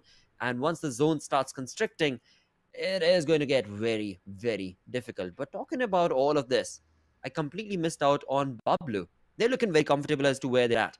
The rotation from them, from the southern prison island, from Los Tigos, could be absolutely pristine. But right now, it seems like a 2-man split is going to be coming in from Team BABLU for now. No, still not concerning though, considering, you know, where they're stationed at. Nobody around them, nothing really to worry about. And I really like that point. You know, they've got that southern area going for themselves. And, you know, we've been talking about it, right? We have seen that Los Leones has also been one of those areas where circle does tend to shrink at, and it gets to a very tricky point at a certain space, right? And talking about all these teams, now everyone has started congregating around those central areas. Now I8, we've got North Esports, even 3X Esports making their way all the way from Picado. But a fight might just begin maybe between Team Magnus and Freestyle. Now, 2 big stalwarts inside the lobby, they're going to be locking horns against each other. I really want to see how that ends up. But even for TFT, now yesterday we did see, you know, Styler getting that beautiful clutch around and wiping out Team BABLU all by his lonesome. Those were desperate times for Team BABLU in their on his humble defense.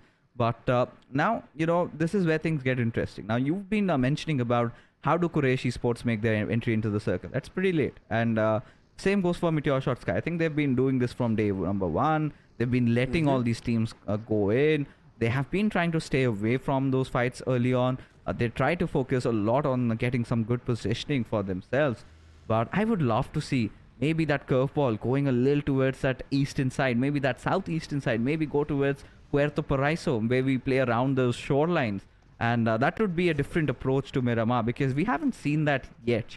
We've seen those shoreline circles in the past, but I don't think, as my memory collects, in this rendition of PMPL, we've gotten to see one of those zones. So I'm kind of excited about that, as the grounders do know that Team QWERTY have no business in this game. They're not playing. So yeah, of course, why not take over such a huge city, and such an important one at that? Because heading towards San Martin, you always have that assurance of a good loot. But the way Shapatar has himself stacked up, it looks otherwise, Lakshay. Indeed. Once again, a troublesome situation brewing for the side of the grounders, as the position that they were in was very much comfortable. But at the same time, you talk about the loot and the way that they've been able to utilize the time that they've had till now. Not so good. At the same time, Metershot, yeah, they've got themselves in the blues, and they are being brought down to their knees based on the blues itself. A very difficult position. Along with that, what is the zone up to? Fixes? What?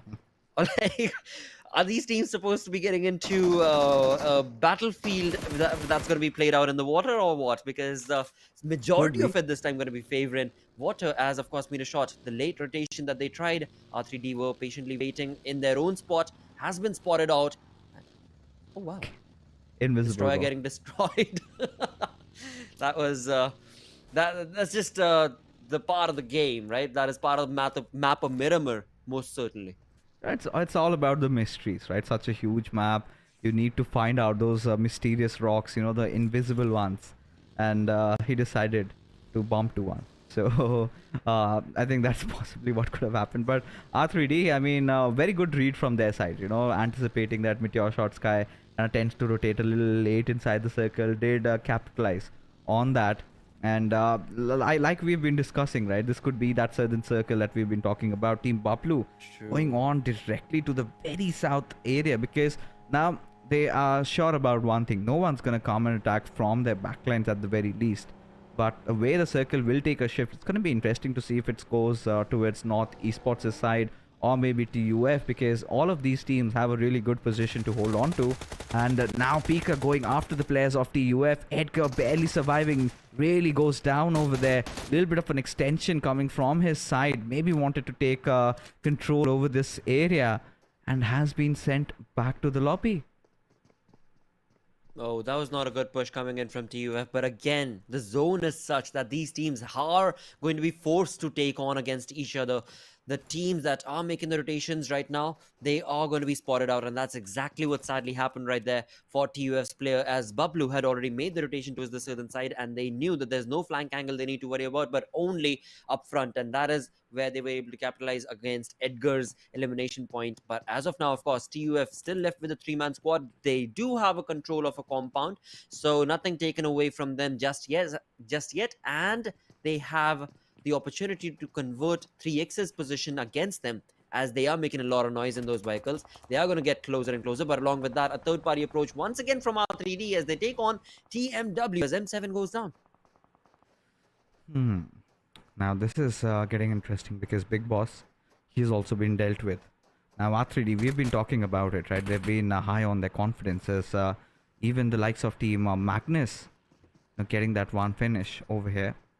As Team Magnus, they did drop around those La Bendita areas. Now they've made their rotation towards the northeastern side of the map, and they're hungry for blood, right? The way they've been, traversing around, feels like they want to restrict R3D's entry inside the circle. But at the same time, they really need to watch out for TmW as well.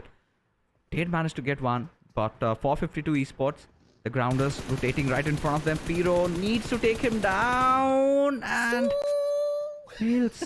Wow, what a spray, Pharaoh.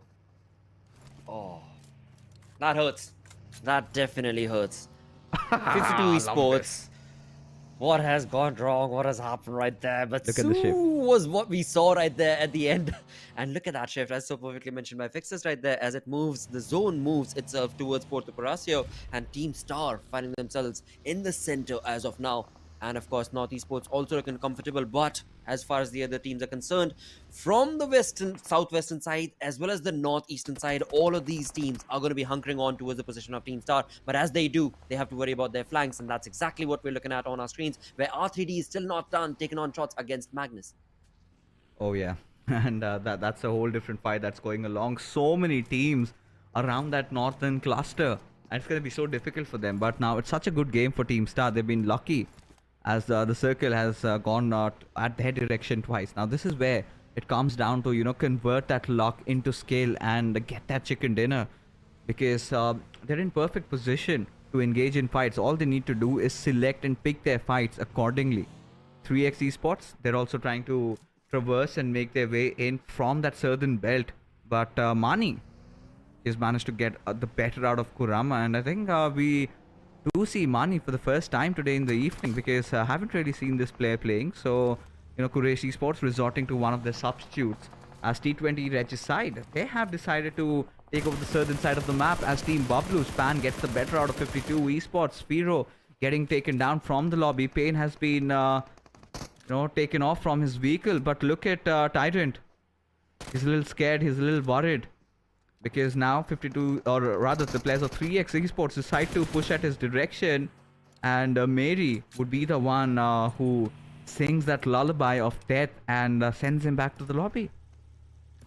Oh, this is not good for 52 Esports, of course, as they thought that the southern rotation for them will work out in their favor, but sadly that's not been the case, as they themselves have been dropped down to their knees with only one player remaining, I believe, from 52 Esports. Yep, there we have it. Hassan OP, the only final player remaining, and he himself, as we look on to the top right-hand side, the minimap, clearly indicating that he is surrounded. Moving away from that fight towards another one, as we still do have all 16 teams still surviving. It seems like 3x, the fight that they took, has gone against them, as BABLU as well as the Grounders are going to be hearing those shots, and 3x now are getting hammered on upon from two individual sides, from two individual teams, as Kratos has already been eliminated from 3x, and R3D, they're still not done. They are still going to be a part of this fight as they take on those approaches from the rotating teams once again. Oh yeah, but look at Hassan being a little ambitious over there, trying to engage in a 1v2 situation, decides eventually to back off, or maybe could just do something monstrous, right? Take over his vehicle and just, go for a spin on this beautiful ram that we have created. But Magnus Esports decided to go after Freestyle, as Wasi just trying to spray down all those bullets at his direction, as Faster coming in from the backlines. Rollin, he's been taken down. Mom2 gets that finish instantly secured, as Faster would instantly dive in and get that knock onto its Wasi.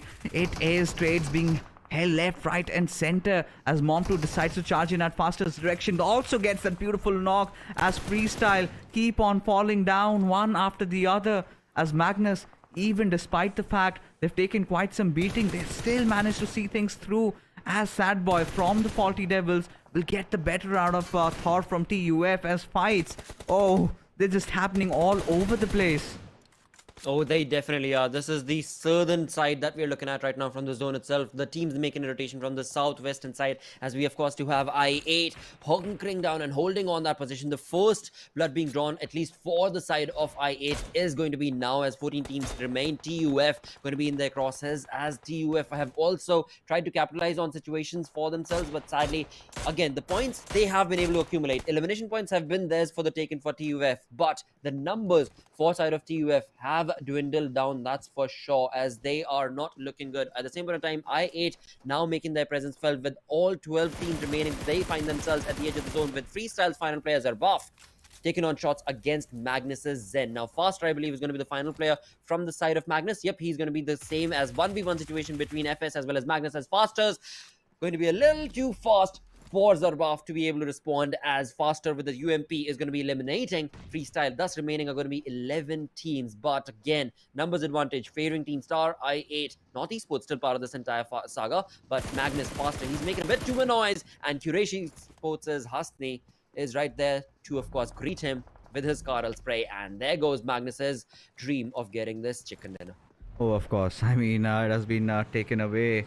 But Team Magnus, I mean, we were anticipating that northern cluster, right? And they had to falter in that particular area, and could not do much. But I8, the dreams for getting this chicken is still on. Already 2 finishes strong. Do have that little bit of a deep to play around with. A lot of cover. This time, I8, they've been making the right movements, but need to stick together as a whole net unit. And Quraysh, the players, there's a scouting across, scouting if that compound is up for grabs, because Metershot Sky, they also might be thinking likewise. Of course, you would want to have that little bit of a high ground advantage. As North Esports, they find themselves at the center, kind of getting surrounded. It's just matter of time. As Nocto, one good grenade from this lad side could end up taking down two of those players. And Regicide have a really weird shift. All those informations being imparted onto its Nocto. All he needs to do is try to lob a grenade, and if he does that, instead just goes marching in, tries to take that spray, gets the better of Zimbian. Can he get the better out of TmwEsports? Swift to his gun, and no is going to be the answer, as somehow TmwEsports has responded back, even managing to save one of his teammates over here, as Baz goes after the final player of Sensei and of the Grounders, in fact, sending them back also to the lobby.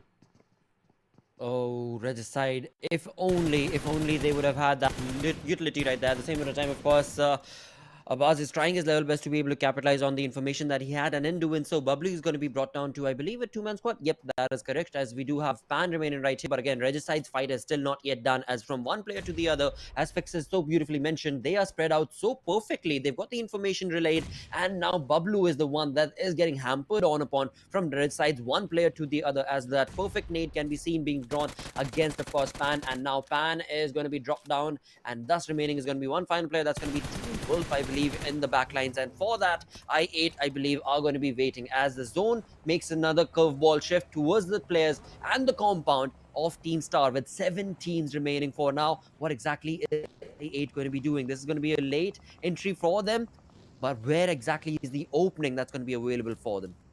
Oh, that's something that we'll have to find out eventually. Just goes directly ramming in to that compound, did some good scouting, had that little bit of a higher ground advantage, and now in real close proximities to where North Esports are.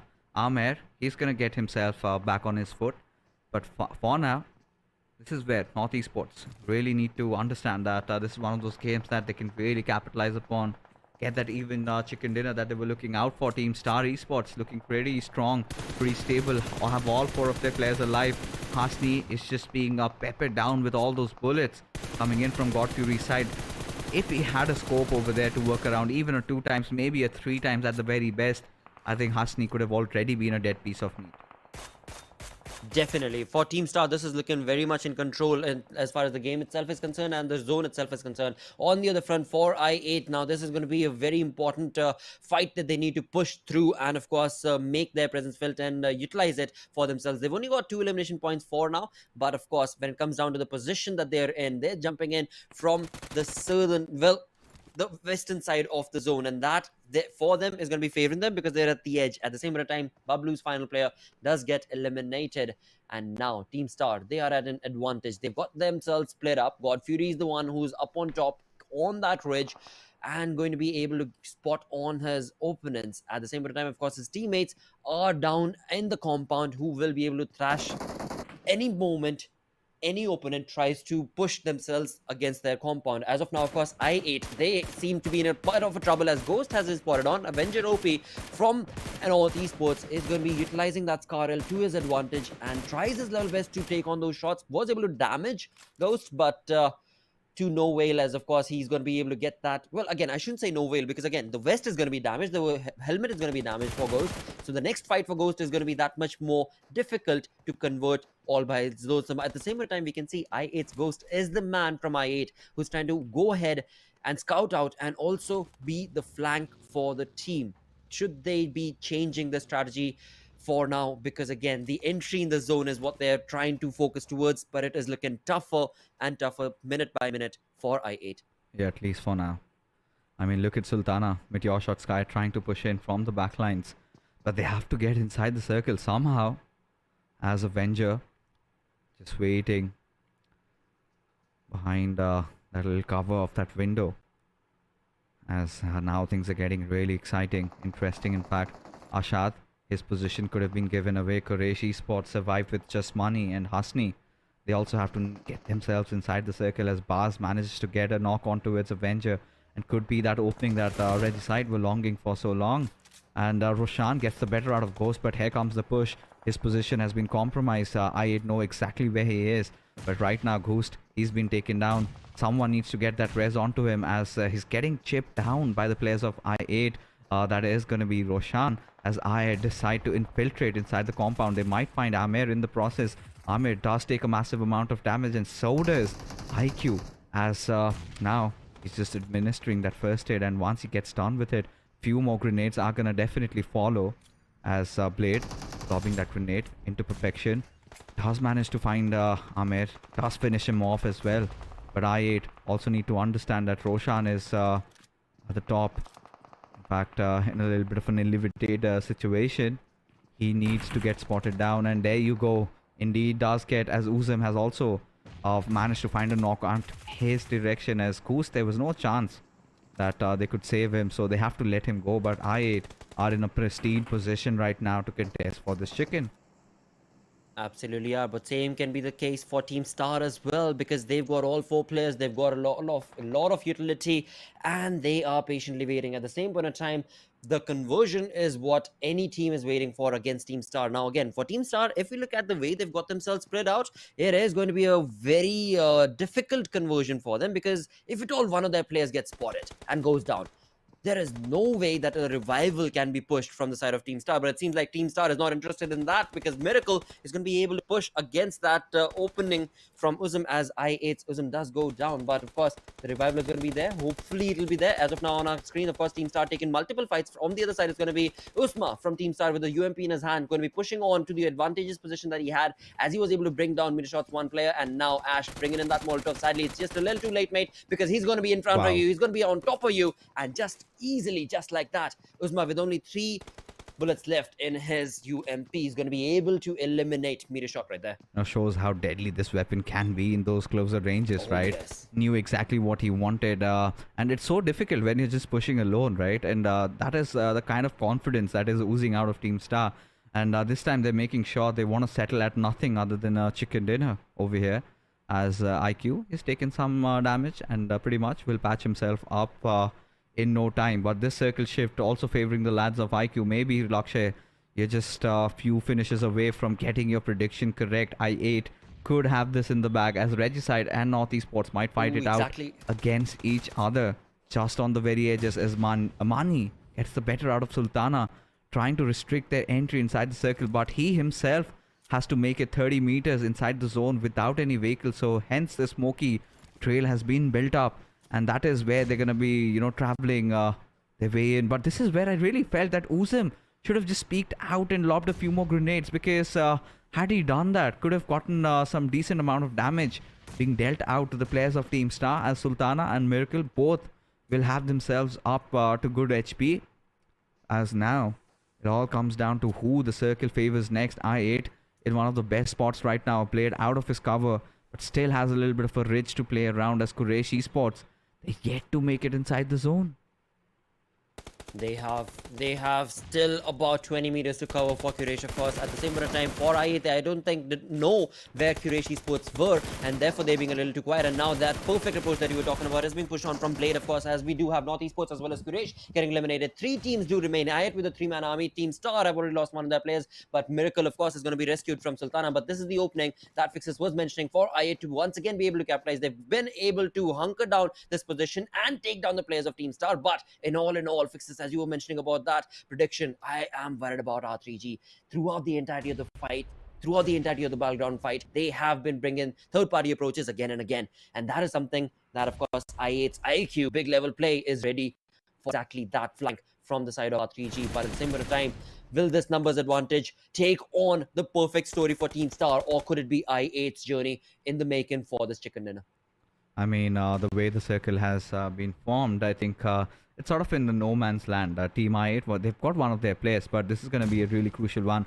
Oh, Ashad just barely surviving though with a sliver of HP. Yes, this is the opening that Baz needed for his team, as one of those players of Team Star has been taken down. This is the perfect time if they want to go in for a push, as Osama is trying to get to his comrade and get that revive back up and running. As Miracle and Sultana, they would be the ones trying to provide cover fire.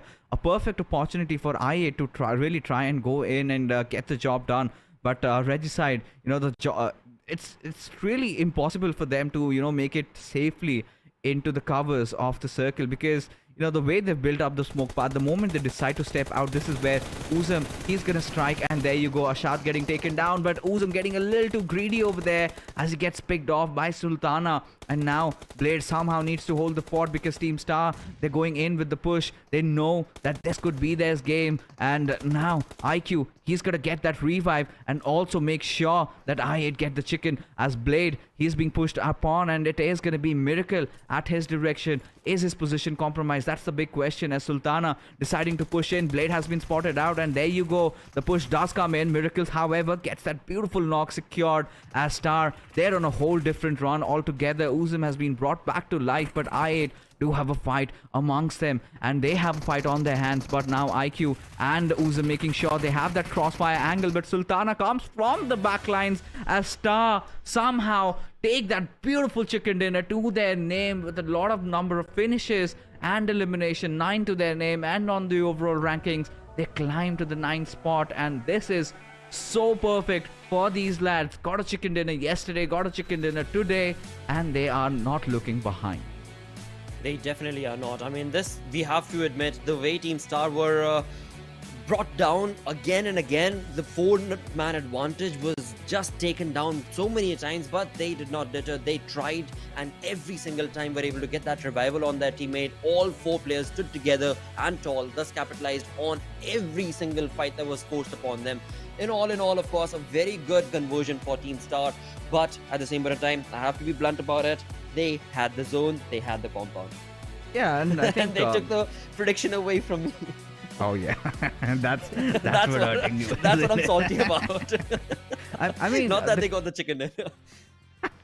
I mean, the cookie crumbled the moment Uzum, after taking Ashad, kind of overstepped a little bit, because other than that, had he been alive, I mean, I8 could have still been in really good contention, because the moment he got knocked out, it was all Blaze holding on to the fort, right? IQ had to go to the revives, and that is where Star knew, one of their players is already dead, and you could have just go in for the push. They can do nothing about it, and that's what happened.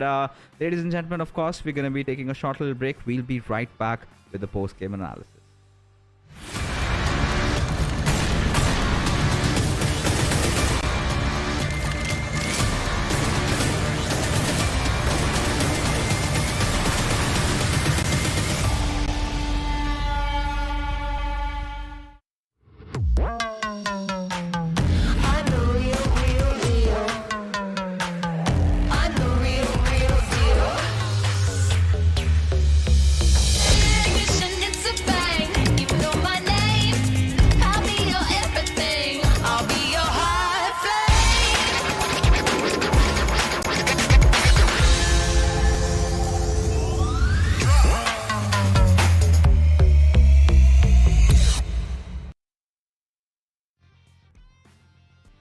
Hello and welcome back, ladies and gentlemen, after the short little break. And what an amazing game it was indeed. And joining along with me this time, it's going to be Shadow. But before we get into the nuances, a huge shout out to our sponsors, Oppo F21 Pro, to make this event possible. Of course, the sponsors of the PUBG Mobile Esports Pakistan region, as well as of this tournament, of course. But now let's take a look at the MVP and find for ourselves who was the one who was shining bright. And it had to be Usama.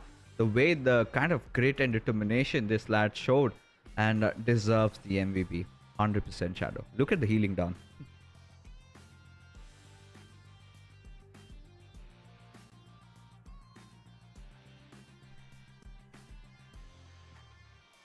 Well, definitely, Osama is definitely one of the guy from the team of Star that has been delivering a very good performance from the very first day. Yesterday also we witnessed some of the very good performances from the side of Osama, but along with him are going to be faster in the top 5 players was from the side of Reggie Syed, Miracle from the team Star, and IQ from team I8.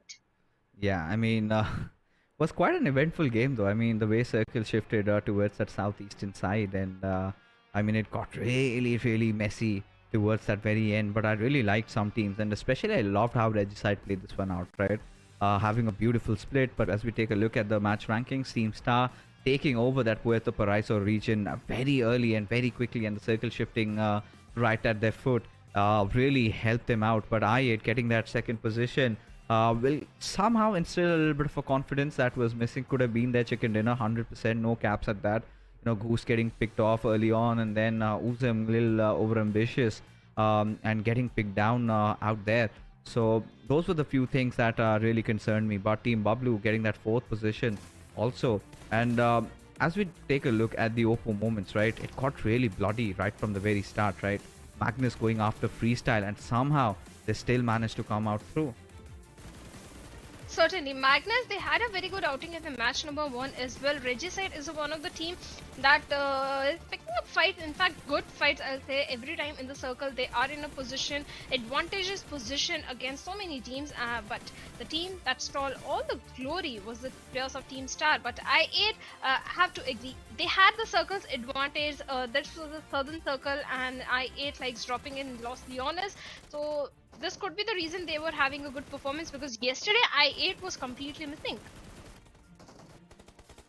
I mean, of course, I8 was certainly missing out on a lot of things. Even the way they started off today, I also expected bigger things, and today's start was not really eventful. But I think a #2 position is nothing to scoff about, right? And they have been one of those teams, and they've performed pretty well. And I really, hope that they end up having some good amount of points by the end of the evening. And it's just a start. Like they still do have 2 more games remaining, one Erangel, one more I guess in Erangel, because we do have 3 Erangels tonight. But taking a look at the damage craft, it was all about Star, I8, Regicide, even the likes of BABLU, who had taken control of the southern belt and did manage to dish out a lot of damage to their opponents. Well, Team BABLU, they have started performing in the map of Miramar. Erangel also in day number 2, I think they were having a very good outing when they placed at the second position twice the same. Again, having a good outing in Miramar. That is something we expect or anticipate when it comes to Team BABLU. Well, in the overall ranking, it's still Magnus Esports who's in the top with 201 points, and followed by Metershot Sky, courtesy to the 3 winner chicken dinners they had yesterday. Yeah, I mean, this is exactly how, these teams have been playing around, right? Meteorshot Sky still did have a decent game. I mean, not the worst, because early on they had to take some damage coming in from the players of R3D. And now Team BABLU, they have taken a climb. Quraysh Esports have jumped up to the 4th spot, and especially the kind of a start they had been a little bit of a fall. But for the other teams inside this particular lobby, as you can see, now I8 and Regicide have managed to jump 2 positions each, and the ground is H2E, of course, were not a part of this game, but even for the likes of the other teams, we expected bigger plays, maybe of coming in from North Esports also, but that did not happen. 3X Esports got themselves into battle pretty early on, and that is where, things did not work out for them, especially when they decided to go towards that southern belt, and Team BABLU was in waiting for them, and multiple fights. It was too much of a hassle to pick up at the same time.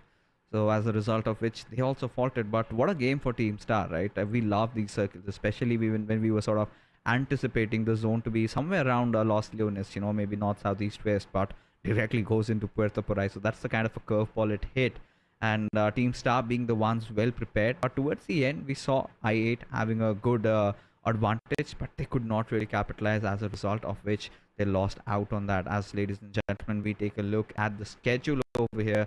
It is going to be the game of Erangel that we did talk about, and teams from Group C, they're going to be sitting this one out, right? TUF, 3X Esports, North Esports, and TmwEsports will be the ones not partaking in this one. But Group D, they're going to be back. Quantum Rage, QWERTY, H2E, PPL Esports, they'll be playing yet another game, and they'll be playing all the games remaining in this evening as well, which brings us to the most exciting part of this segment. Your predictions, Chad. Definitely not interesting for me, but yeah, I want to go for I8, but at the same time I want to go for Quantum Rage as well, because yesterday in match number 3 they just missed it. So it's Erangel. I8 should be okay. Quantum Rage. Quantum Rage Yeah. is what Shadow is deciding to choose, and for me, I mean, with the way these games have been going along, I think I'm feeling a little I8 in me. a little I8 because I8 this time they realize, okay, finally, yes, one good game. That's all we need. And I hope they get a chicken dinner in this one. They have to stop making those mistakes. Ghost needs to be alive because he's one of those players that has got immense potential provided he puts in the right efforts. And once he does that, I think he's going to look nigh unstoppable. So I8 for me. Quantum Rage foreshadow. You guys can let us know who do you think is gonna come out swinging in this game of Erangel, because this time the previous game of Erangel we did witness that little bit of a farm circle, right? We want to see something different. By different, how different do you want things to be? At least get pertaining to the zone. I want a quarry circle. I have been asking for a quarry circle from such a long time because the terrains in that area are so difficult to play around with. So I want a quarry circle. What about you? 100%. You know, it's been a long wait. We need that quarry circle, and you know, I did have a chicken in the morning. I'm gonna make my prayers, and if it works out, we're both gonna get a quarry circle. And to the gods, a little bit of an offering from our side, maybe take it and give us what we want. It's been a long wait, but yeah, I think you know, with the way things have been going, even Reggie's side, I really like this kind of a play. Team BABLU, I really thought that they got what it took in that previous game, but they kind of messed it apart in the sense saying that, you know, they could not get inside the circle. That's just it, right? They were just unlucky because they had that higher ground. The only problem was the lower ground was occupied with so many of these other teams, and it was sort of disturbing for them. So as a result of which, maybe this game could change a few things, because they still have, you know, 3 more games to play throughout the entire evening, so could also be a good outing for these lads. But for now, I mean, we're just waiting for the game to begin, and it's gonna be an exciting one at that, because honestly, the way things are going on, I think I'm gonna love every bit of it, because we are at a junction where, you know, the fight for top 12 is kind of boiling up now. Every team around those 14, those 15 positions, they're getting those chickens. They are climbing up the ladders. Even IA, despite getting that second position, did not get a huge boost, not a huge leap. So shows the competition is definitely getting fierce, intense. They managed to make it into the top 12, but that is not where you would ideally want them to see or want them to be at. And the same can be said for Regicide, but even the likes of EX, you know, the ones that they're not playing in this game, but they also need to wake up to the senses. They need to realize that they will have to pick some points. Otherwise, next week, maybe we're gonna have to, you know, not the next week, in fact, the next day, the bonus match, maybe they're gonna miss out on that. Talking about 3x Esports, they tend to step up on the very last day, because last week also in week number 1, day number 5 was the day when they got the highest points and that had the best outing. This time also they are slowly stepping up. Day number 2 was not at all their day because they got the least points there, and yet week number 1 was also the same kind of a performance, not stepping up in the middle of the day, performing on one day and then suddenly jumping and trying at least try to take a jump on very last day. So these kind of things tend to not work in your favor every single time. So 3x need to be consistent. 3x certainly have to be consistent, and it's going to be interesting to see how they, you know, make that happen. How do they make that possible? But yeah, that's going to happen in the next 2 games. So we also do have a Sanhok at the very end, and we are already just accelerated for that game to begin, because I really want to see if we are getting a quarry circle. And so will Shadow. I mean, she's gone for Quantum Rage again, one of those teams that has been really consistent, the way they have been performing, the way they've been playing, but haven't seen them getting those chickens quite often. So this could be a mark and opening for them. But for now, the flight path trajectory heading all the way from Novoripnoi towards hospital. Teams are going a little bit towards the north. They will have to get those vehicles for themselves. Speaking of Quantum Rage not getting a win, they were it was 3 times when they were close to it. 3 times they were close to the winner chicken dinner, and they placed at the second position. But let's see if things can turn around this time. But talking about the flight But this time we are heading from Nova Ripnoy towards the southern side of hospital. That means I8 Esports, Metershot Sky are not going to have any trouble dropping in their favorite drop location. But what about the teams that likes to going towards the side of Kameshki and Siberni? Are we going to see any kind of a drop location change, or are they going for a very long rotation? Oh, that's going to be interesting if they're going for a long rotation. I'm pretty sure these players are well versed with the terrain, with where the vehicles do spawn. So not going to have a lot of trouble.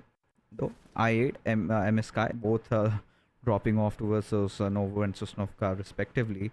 Team BABLU with a little bit of a change, because we've seen them in the past, you know, they head on towards those northwestern Georgopol areas. And for now, you know, freestyle around Katka. So it's pretty interesting to see, you know, how these teams have dropped off. The grounders, I think, they're kind of heading off towards Primorsk. Team Star again dropping off at the farm split, and this time a little bit of a northernish circle, or rather hybrid one at that. And this is where I think Team BABLU must be kicking themselves in the foot, or maybe would want to make that early rotation, because H2E already Shadow is going to have such a good take and good control over the entire northwestern Georgopol buildings, where Team BABLU usually tends to go along. Well, definitely agreed, because Team BABLU had they dropped in their favorite drop location, not favorite, usual drop location of Georgopol, northern Georgopol, they would have been rewarded by the circle. But this time they have to go for a very early rotation if they are looking for a residency on the northern compound. But right now R3D Esports and Quantum Rage, my pick, are locking horns with each other, as Walker is still having eyes onto the players of Quantum Rage, and it looks like Walker is all by himself. Yeah, Walker definitely is, and this is a concerning matter. Serious, he's taken some serious amount of damage, but still alive. Quantum Rage, however, have decided not to press on the pairs of R3D. In fact, Walker just the lonesome one. Serious does not have any first aids to work with, and as a result has really not made that push. But Walker just waiting with bated breath for maybe the players of Team Quantum Rage to make a small mistake. If Goku somehow managed to get a grenade, maybe could have gotten the better out of him, but Sirius instantly just parkours his way out of it, you know, jumping from the window over the fence, and in the blink of an eye, he's out of here. And Goku, look at the reason the players of Quantum Rage are not rushing towards the side of Walker was they don't have the weapon.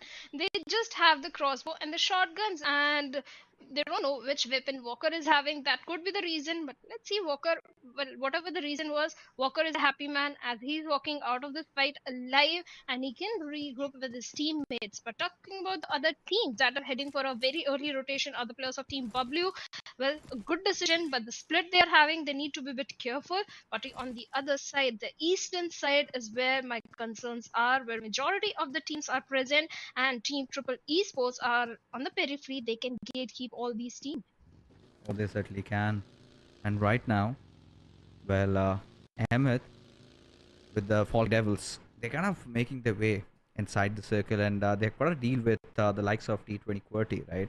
And it's interesting because QWERTY, I'm kind of wondering if they've also made a change in where they drop, or are they going towards Lipovka Mansion, because it's pretty late for that. R3D, they have managed to make it towards Rozhok. Quraysh Esports holding on to that school apartment area. So considering the fact that North Esports aren't there in this lobby, it's not going to be a pressing concern. But Team BABLU have decided to make it to the Northwestern Georgopol buildings. They have this, unsaid thing with H2E, where we haven't really seen these two teams battle it out against each other at the very start of the game. Team Freestyle, however, just looting around quarry area. The ground is yet to make a move. But we do see that rotation coming in from the players of Team Star, as kind of moving in from that eastern side, maybe around the Volcano region, or going towards Yasnaya, or maybe towards the northern side completely. But it's going to be really tricky to see where the circle really forms. But for Team BABLU, it's going to be a whole lot easier, considering the fact that if you take a look at where they're positioned right now, on the eastern side, there's that one compound around those four compounds around that junction, around that little bridge, small bridge that we have. So always having that contingency to themselves, that insurance policy, that even if the circle takes that northern shift, you still will be in a good position to make those rotations. So BABLU, I really wanted to see how much of a loot do they have on themselves at this given moment, as the players of Quraysh went right beside R3D, and we could see a fight in the making. I don't think Team BABLU is having too many resources in their hands, because the minute the circle formed, they went for the rotation on the northern side. So they need the loot. They need the secondary loot on those compounds of northern Georgopur, which they can find easily. So I'm not worried about the resources of Team BABLU as much for now. But talking about the other team that is also heading for a very early rotation are going to be players of Team Star going for Siverny. Well, that's a good decision and a wise decision coming from the side of Star, because in these kind of circles, Team Star usually tend to perform really good. Yeah, I mean, Siverny always being their home city, right? They know the nooks and crannies of that region, and they know if the circle takes that northern shift, then it could also be their back-to-back chicken dinner game. So Team Star, they've been on a whole different level right now with the way they've been forming, the confidence they're exuding. And for now, I mean, it's been a rather slow affair. Haven't seen a lot of things happening inside this lobby. But one thing for sure, rather I'm surprised, Team Star, they got so excited after winning that chicken dinner that their fourth player could not even make it inside the lobby. What on earth is happening? Ouch. That's not something we anticipated, because when you get a win, you tend to grab too many wins to keep up the momentum and have a very good lead in the overall ranking. But yeah, Team Star, well, we don't know. There could be a possible valid reason for the fourth player not joining the lobby. But let's see, with 3-man army, Team Star, what they're going to do. But Team Magnus, they were in the Pochinki area right now. They were going for an early rotation, and Rozak is the area that is going to be full of bloodbath, because so many teams are trying to hold on to the vicinity of Rozak. Oh yeah, of course. I mean, Rozak is definitely going to be one of those crucial areas to hold on to, and also could possibly, you know, be one of those areas where you know, the circle also could pan down to. As Team Magnus, they are making their way inside the zone as Money, alright, goes after Knock Knock, the Regicide. They're trying to rotate around, and they are gonna escape unscathed. No serious amount of damage being dished out from their side, as a Shad also not getting botched even a little bit. So Regicide, they have successfully carried on with the rotation, but it's going to be interesting to see where the circle shifts next. H2E, they're already banking upon the fact that the circle might be moving a little bit towards that northern side. And hence, so many of those teams, including 52 Esports, they've all decided to play for the center of the circle. T20 QWERTY are yet to make a move from Lipovka. Triple Esports have already made the move right over Yasnaya. But Quraysh Esports, now, they might have a fight in their hands, as Quraysh. In fact, the players of the Faulty Devils are at the volcano spot, and there you come. He goes out for scouting out, steps out of his vehicles, and Sad Boy gets picked off by Money, as now the entire cavalry decides to strike, and he needs to take one of these more fights, waiting for that perfect time for his teammate to come out, but does not really wait for that, as Ahmed gets the better out of Money, and Quraysh find themselves in a little bit of a trouble. Well, mid-rotation fights are something no team wants to have, and TFD Faulty Devils were forced to have this fight, and right now one of the player is still bleeding out. So let's see if they can revive. The revival is possible in this kind of a situation. I think it's possible, because Quraysh Esports are in the adjacent compound, and they're in no mood to rush towards the players of TFD, at least for now, but they have their vehicles ready, so there is a possibility of Quraysh Esports showing on their doorstep. But 1 defeat points already in the favor of Faulty Devils. Quraysh outnumbered in this fight, so I don't think they are picking up this fight. They have already made an escape, but they can cross paths with the players of Team I8 Esports, because they are all in the close proximity. Let's see what's gonna happen, as the Faulty Devils, they've made a really good move, you know, really scouting out, realizing that Quraysh, they had just one player over there. Instantly go in, get the knock, get finished. Did have Sad Boy knocked out, but wasn't really a pressing concern, because of course they managed to get that revive.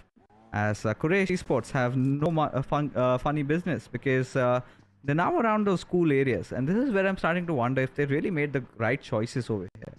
because they're completely rooting on the fact, again, the circle to be making a curveball towards that southern side. I8 also deciding to cross over the bridge, and if they do that right now, they are gonna land themselves in a whole world of trouble, as Hunter has taken some decent amount of damage. 52 Esports, courtesy to that central style of play, now they're in a good position to dish out some generous amount of damage to the players of Triple Esports. Triple Esports week 1, day number 1 was definitely in their favor when they got the maximum points. But after that, they started facing a downfall and they have not been able to recover. Day number 3 of week 2, they showed some signs where they can show a good performance and can step up in the overall ranking. But otherwise, this team has always been dishing out a lot of damage and picking up the bad fights. So let's see if this time they have worked on their mistakes, because right now 52 Esports, another team that is not having a very good outing throughout the day number 3 was in their favor. So let's see these two teams who are right now on the bottom of overall ranking, how they're going to perform, as 50 having a good control of the compound. They have a hard compound for themselves, but Triple Esports, can't they say the same thing? Oh, they still have a good compound, but Reggie side is in the vicinity. Oh, knock knock. I don't know if Rex knows exactly where the shots are coming from. If you could see through the foliage of the trees, as Rex could get shot. And the AWM haven't really seen the big green cannon at all in action throughout the entire course of this tournament. And suddenly, I mean, maybe we might have a point where it could just vanish. Could just get taken down, and whoa, again. You know, the circle. So tricky. I8 in a good position, but now so many of these teams have taken that northern area that now they have to reconsider the strategies, and this is a perfect time for Freestyle to really make their way inside the zone. And if they take control over those ruins church areas, I think they could be in a really good contention to win this game. Certainly, they had a control of the Everest out there, so that means they have information and intel onto the other teams that are rotating from the close proximity. So they can, I think they are also in the mind of holding the ruins in the church area, but I8 could be the team that could contest that position, the spot inside the circle. But on the southern side, the players of Metershot Sky and Quraysh Esports, who are outnumbered and in split situations. So Quraysh Esports, I think, is not looking so good right now. Indeed, it isn't. At least for now. Like you said, Quraysh Esports, well, they've managed to get the better out of Meteorshot Sky. Zibyan, however, falling prey to JD from H2E. So fights are beginning to start, and it is gonna be a bloodbath on that western areas, because the grounders are also closing in. Triple Esports are also in the mix. But now Quraysh Esports are deciding to make their way to the water city, maybe. As we get a little bit more clarity. Zibyan also falling down. H2E does have really good control over this place, as now Kian has been knocked out as well. Triple Esports might chime into this fight any given moment, but Team BABLU, they've got to make a run for their lives. Well, they have to, because H2E is picking up fight with them, and Team BABLU have already lost 2 of the players. That means Pika and Team Wolf are the only lone survivor. Only 2 players surviving from the side of Team BABLU, and they need those points. Although they are in a good spot in the overall ranking, but they don't have that amount of lead in the point that they can afford to have many bad games. But right now, Quraysh Esports, they have those little bit of the ridges to work around with, but Team Star is the one that is picking fight with Quantum Rage as Goku hits the ground. Oh yeah, he indeed does. And now Meteorshot Sky, well, very scattered from each other. I really need to process what's going on in their minds. Khatir does come to his aid of his fallen teammate, but Ash will get finished off before that. Hasni gets that finish point secured, as now that northern side, you know, so many teams migrating, and T20 QWERTY taking that northern route. I do not know if that's the right decision to make at this point. So many of these teams waiting for them, as heading towards BABLU's direction.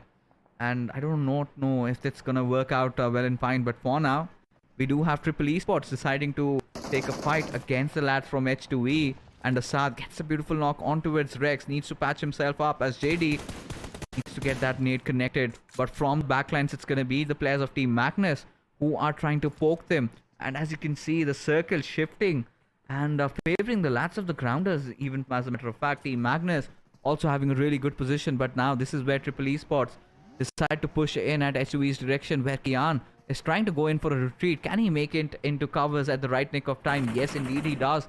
But H2E need to get themselves out of this situation, because the compound they're holding right now is outside the zone. But it's certainly outside the zone, and TmwEsports Hug is waiting for the players to come out in the open and punish them. He was in the mood of dropping Molotov, but he's just going to wait for the players to come out, and that is when he and his teammates are going to strike. But they also need to move inside the circle, so this is a moment when they can prioritize the circle instead of prioritizing the fight. But right now they are showing on the doorstep of Team H2E, and let's see what's gonna happen as this fight is breaking outside the safe zone, as the circle is gonna close in, but Rex finds a knock onto Kian, and he himself gets traded off by JB. Oh yeah, it was a good executed fight from TmwEsports. Well thought. Target does have that high ground advantage. Psycho just goes ramming, pushing in, hammering every single soul down from H2E, as TmwEsports, a very confident push coming from their side, and now they're in such good contention to enter inside the circle, at least safe and sound. But now we've got to see where does the circle shift next. Pika has been dealt with by the boys from T20 QWERTY, 420 boy, managing to get that knock as JD resorts to take a dip inside the waters. Quraysh Esports at this point, as we can see, are in a decent spot in that little island in between Rozok and that northern island. Small little place. Freestyle still have control over those ruins area. Quantum Rage, the team that you went for, Shadow, again in shambles, reduced to a two-man squad. But now it's gonna get even more tougher, because Regicide, they're right on their tails. Certainly, Regicide are on tails, and on the northern side, 52 Esports is also there. But Regicide, their attention is towards the players of Team 40 Devils, who are on the little low ground, and Nocto was trying to lob few grenades, but he doesn't know exactly what the players of Faulty Devils are, so he's just wasting away his own resources. But Daku is going to retaliate with a follow-up grenade. Can he find a knock, because Hunter is on a very low HP, and Daku is going to miss that. But Pharaoh, with that buggy, being the brave guy, is going to close the distance between the players of TmwEsports. Yeah, and Baz, has spotted out Emmett in the process. But for now, let's see. Metershot X Sky getting the better out of the players of R3D, as Ahmed just surviving, but no, not enough. Baz eventually connects that last final bullet, and TFT, they're under the bridge of death. Nowhere to run, nowhere to hide. What do they do now, Shadow? They better survive, because Quraysh Esports is also in the close proximity, and they can do a third party. But right now, Ashad is focusing his attention towards Quraysh Esports, who are in a split situation. So even Quraysh is not looking so good, and the circle also takes a western shift right in the hands of the players of Grounders and QWERTY. QWERTY, they have the height numbers advantage, but let's see which team is going to get it. On the northern side, we have the players of Magnus as well. Oh, we certainly do. Look at Pain. Does have that little vehicle to provide him that cover, at least for now. As Baz, he just wants to keep on pressing. He knows, they are fish in a barrel, and good. Those shots connected, but Psycho, just when he thought he had that knock, faster from nowhere, decides to take him down. And for Magnus, it's not going to be a point where they decide to push against the zone, as Blade gets picked off. Has his vehicle exploded, as Team I8 kind of being caught in the mix between R3D and Freestyle. It's going to be a difficult time for them to kind of make it inside the zone, fighting it out against the two. But finally, we do see the circle taking that southern shift, and this is where Freestyle can make some early movements inside the circle. But no, it's not going to be possible, because I8, they are in mood to pick up a fight. they have to pick this fight, and IQ with the grenade finds a knock onto Malik over there. That could be the opening that I8 was looking for, but they also need to be careful of the teams that are rotating from the close proximity. But somewhere else, the fight between Quraysh and Faulty Devils are still happening, and Faulty Devils is the one that is losing out on the plus. And other beautiful grenade comes from the side of IQ, takes Wati also down, and Team Freestyle, who was looking very strong and good up until now, are crumbling down one after other as Darbaf also hits the ground due to a vehicle explosion. Oh, indeed he does. Now for this particular moment, got to see if IQ can connect all these grenades. Oh, beautifully well executed by this lad, wiping the floor. Freestyle meeting their makers as I beautifully managed to make their way, carve their way inside the circle as Quantum, or rather Quraysh Esports over here. Well, let's see. Asni. Oh, inside the waters. But got picked off as Pain. He needs to get some healing done. Does have nothing left really on him.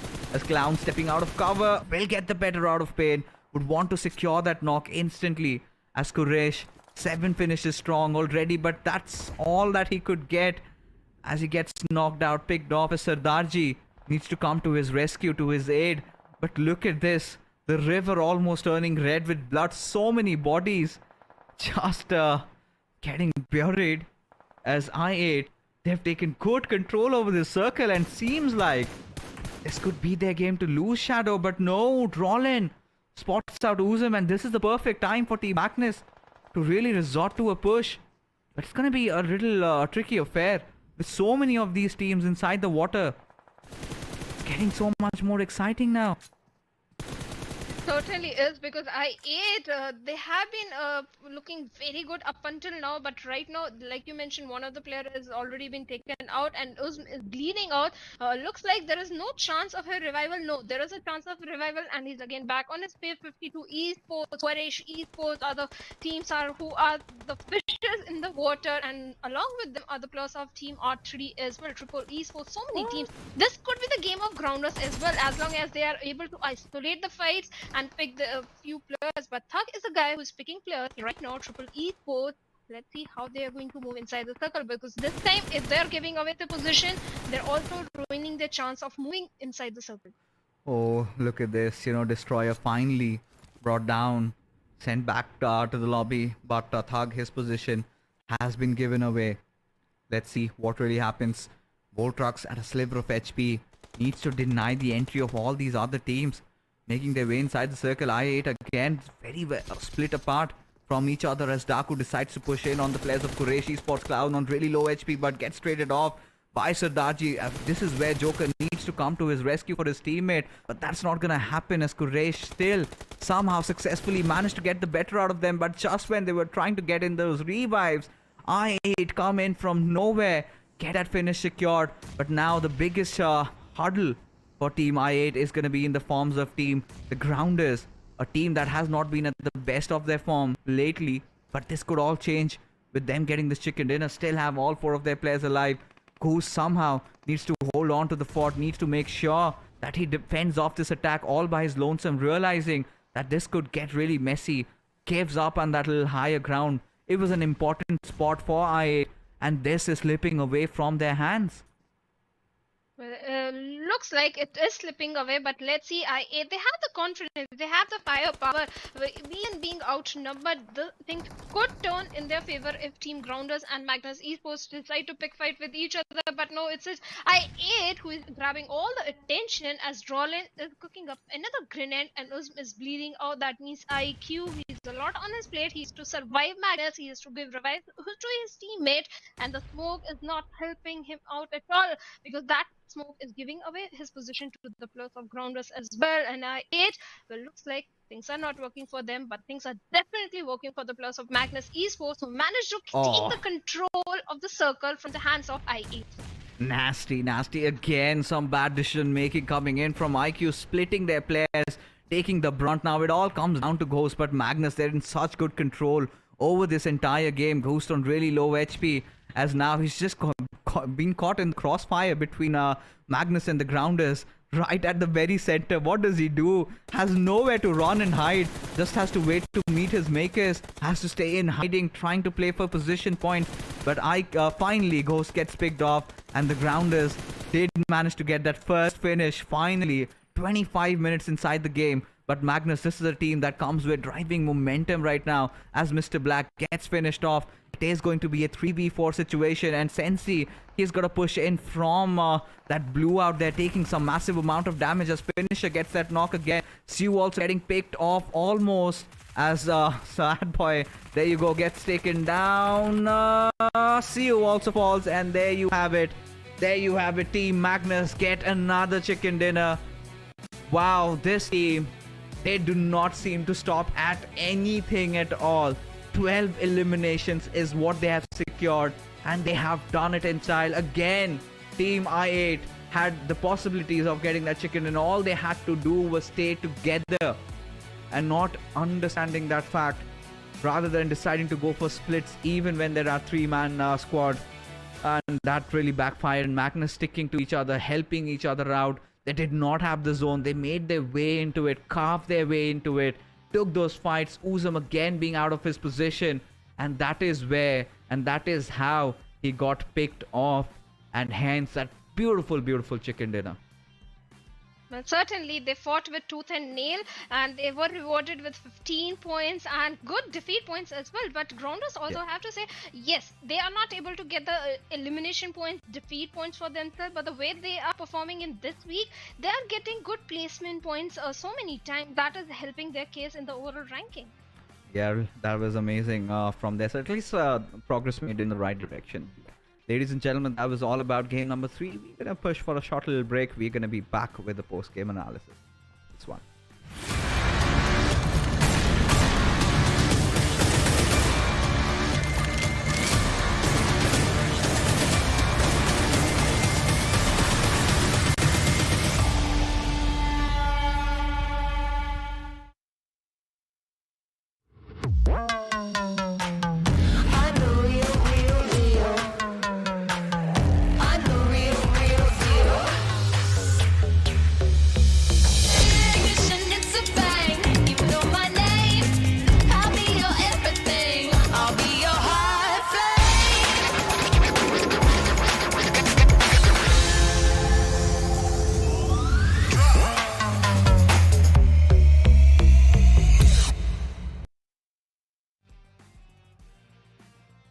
Hello, and of course, welcome to PMPL right here for the Pakistan region, where we indeed continue on with this week 2, day number 4. We've got one more day before we jump into the final, of course, final day of week 2. But before we talk about that right now, Shadow, this was an incredible game, but again, just a little too short for your prediction to come true. You had I8 picked up, but they were there, the zone was theirs.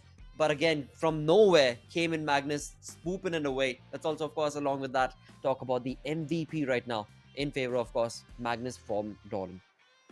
Ronan is also one of the guys from the side of Magnus who has been having remarkable performance so many times, but it was Faster who was all over the place in terms of elimination points. But look at the damage. This exactly. Only 2 elimination to his name, but more than 1000 damage. This could be the reason that he's not in the players to watch out, or the top players, because all he's doing is dishing out the damage, helping his teammates, and the teammate comes in, puts a final bullet, and gets a defeat point. Absolutely. I mean, this is something that I spoke about in week 1 itself for the side of Magnus in their favor. Jolin and Faster, or Jolin and are these two players who've got such a perfect synergy as they try and push into fights. They always are able to convert that into just perfect elimination points for themselves. And with that, of course, as we talk about the players to focus, we do, of course, have Jolin, Faster, as well as Finisher, the 3 players that I spoke right there on the top list itself. Now, this is very important and critical for the side of Magnus's play, because Magnus is one of those teams that in week 2 are leading the chart. I8 was the same one in week 1 who were leading the chart with a lot many more points, but they've been caught on upon, and it is Magnus doing the deed for I8. This time around, I8 had a miraculous turn of events for themselves as they were able to get that second position in the game, as well as, of course, walking away with 18 points in total. 8 elimination points is what I8 were able to accumulate. So a decent conversion for them, definitely nothing taken away from their side. At the same time, in fact, Quraysh Esports, TmwEsports, Esports, now these are teams that are definitely a big kudos to them, as well as the grounders as well, because of the way they were able to finish this game. With, of course, you talk about Quraysh Esports and TmwEsports Esports sitting on the third and fourth respectively with 16 and 14 positions, looking good. But then you move on to the grounders. 1 elimination, 12 placement points. Now they are showcasing exactly what the teams that need to understand, that are below the top 12 position. It does not matter if you get in good points based on just the elimination points. If you've got a decent game based on how you've been able to get those placement points, it's absolutely fine, because in the end, it is the points that, of course, are going to be looked at no matter how you got them. Well, certainly, you have to get the point. If you see a knockdown player, you have to shoot and get that one defeat point in your favor. It doesn't matter which team has knocked him down. You have to get the point because the points are going to help you. And the points which one team is not able to grab in terms of defeat, I keep saying it like because each one, they were dishing out so much damage, but they were not able to get any defeat point in their favor. This time, did have a good fight, did manage to get good defeat points, so they are like working in the right direction. But talking about my pick, that is going to be just on the bottom. Again, I mean, when we talk about how the picks are took, keep that up, because that's all just prediction. That is not what the case should be drawn on upon. But talking about the way the teams themselves, Shadow, have changed their strategies. You talk about week 1, we had certain few teams to always name. This time around in week 2, there are so many individual players and teams that are bringing in some miraculous plays that were unexpected of and unheard of, that have been showcasing themselves in week 2, of course. So yeah, it is tough luck in terms of that prediction list that you're talking about, but definitely at the same time for the Pakistan region, it is a boon as to how quickly the teams from Pakistan region are able to overcome their mistakes within a week and then rectify them and then push forth an envelope that was never even discovered from their side. And that in turn can be spoken about very clearly based on how Metershot Sky is playing, based on how the players of TmwEsports Esports this time around were able to dominate. Also, at the same time, the grounders, nothing taken away from them. Red side, also one of those teams. In all of these teams, they are definitely pushing an envelope to be a better version of themselves in week 2. Oh, certainly, every single team, the teams who are in the bottom half of week number 1, they are stepping up, they are showing good performance slowly and steadily. They are making an impact. Metershot Sky, yesterday was their day, 3 back-to-back chicken dinner, but today, not so much, I'll say. But yes, other teams are also stepping up, but top teams, Magnus Esports, they were right in the thick and thin of action. The way they were raining death and destruction everywhere, it wasn't easy for them to move inside the circle and grab that winner chicken dinner, where all the other teams who were inside the circle, like IA, Dream, Grounders, they also started falling down. Absolutely, with that, looking at the leaderboard, the overall leaderboard, as I like to call it, the storyboard itself, let's have a look at it and find out how these teams have fared right now. Again, viewers, keep in mind that when it comes down to the leaderboard, we are going to be looking at the top 12 teams that are going to be able to participate in, of course, the final match, the 6th match that will be played tomorrow on the map of Livik. But before that, we do, of course, have the stats on our screens, where based on the overall ranking for week 2, after the 18 matches that have in total been played, Magnus Esports find themselves on the first position with 6 chicken dinners. The only team, again, 6 chicken dinners. There's no other team around in the vicinity of them. There's Metershot Sky, who in one day were able to accumulate 3 chicken dinners. Hooray! And are sitting at 143 points. But the lead that Magnus Esports has been able to create in week 2, yeah, it is just reminiscent of what I8 did in week 1. Shadow. Well, certainly, they are walking in the right direction because their performance has not seen a downfall at all. Week number 2 of day 2 of week number, I'm sorry, was when they had the highest points, and they never looked back. On the other side, I8, they had seen certain downfalls. But talking about the teams that are still on the bottom, as they were in the week 1, are Faulty Devils, TmwEsports Esports, Triple Esports. Well, Triple Esports, they have started stepping up, and because of which they have taken a 2-point lead in the overall ranking. They're sitting on the 17th position, but still they need to do a lot more if they want to be in top 12. Absolutely, and I'm sure they will. With that, moving on along with the schedule itself, we of course are left with 2 more games remaining for the day, where this time around we're going to be moving on along with the game of Erangel. Now again, the previous one was Erangel, where Magnus got that chicken dinner. The first one was Erangel, Magnus got that chicken dinner. And now, on the third time that Erangel is going to be played for the day, Magnus is not going to be playing. Group B will not be participating. And not only Magnus Esports, we've got Team Star, Quraysh Esports, as well as 52 Esports. These are the teams, the 4 teams that are not going to be able to participate in this upcoming game. Now, that leads us towards that perfect question that Fixers loves to ask. Do we think that this could be a third-time charm for Magnus? Well, of course, not in this Erangel game. We'll talk about that later. But in this Erangel game, Shadow, what team do you think can walk away with the chicken dinner? Metershot Sky? Surely. Maybe, they're but up there. I8 is also there. Yes. They have missed it twice. Okay, this time I'm going with I8. All right. I8 is your final pick? Yeah. Are we certain And about that? Metershot- All right. My pick is I8 and Metershot Sky is getting the winner in chicken dinner. I'm very sure. Because every single time I do this, I change my team, the previous one gets it. So I8.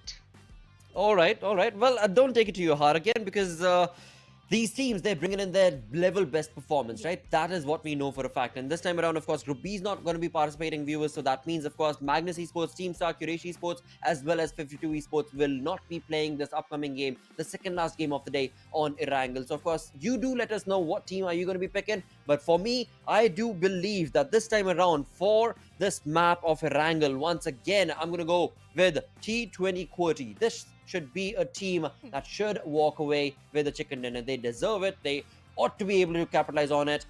But it'll all fall down in terms of the communication that they get within themselves. And that communication is going to be critical, because if not, from that same group, Group D, where we do see T20, Quantum Rage is going to be my second pick, because I believe they are going to be able to capitalize on this day and on this upcoming game. But we'll find out, of course. For now, of course, the prediction is going to be set in stone for T20. We'll find out for sure. At the same point in time, when it comes down to the flight path, that is what will dictate, Shadow, as to where the fights could be. What region, or rather what area, would you want to pick when it comes to the Erangel, when it comes to the zone that we've not yet seen, but you would love to cast?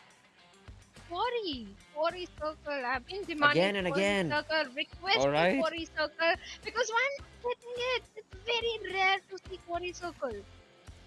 That is true. That is definitely true. It is rare. It is seldom that you end up looking at a quarry circle, that is for sure. But at the same time, why is a question that only PUBG gods can answer. And as of now, based on how things are looking, well, PUBG gods, they have a mind of their own, as they keep on fluctuating as to where the zone is going to be dictating the fights and the battleground to be taking place. As of yet, we of course are going to be looking at the flight path, which is going to be starting off from, of course, the main island, from the southern side of the western side of the island itself, taking itself all the way towards Kemishki. Now, again, when it comes down to this flight path, we know Feripir Primos region is going to be favored from FS, from the grounders. But this time around, it seems like BABLU have decided to stick their wings into the same vicinity as well. We've seen them do so earlier as well, Shadow.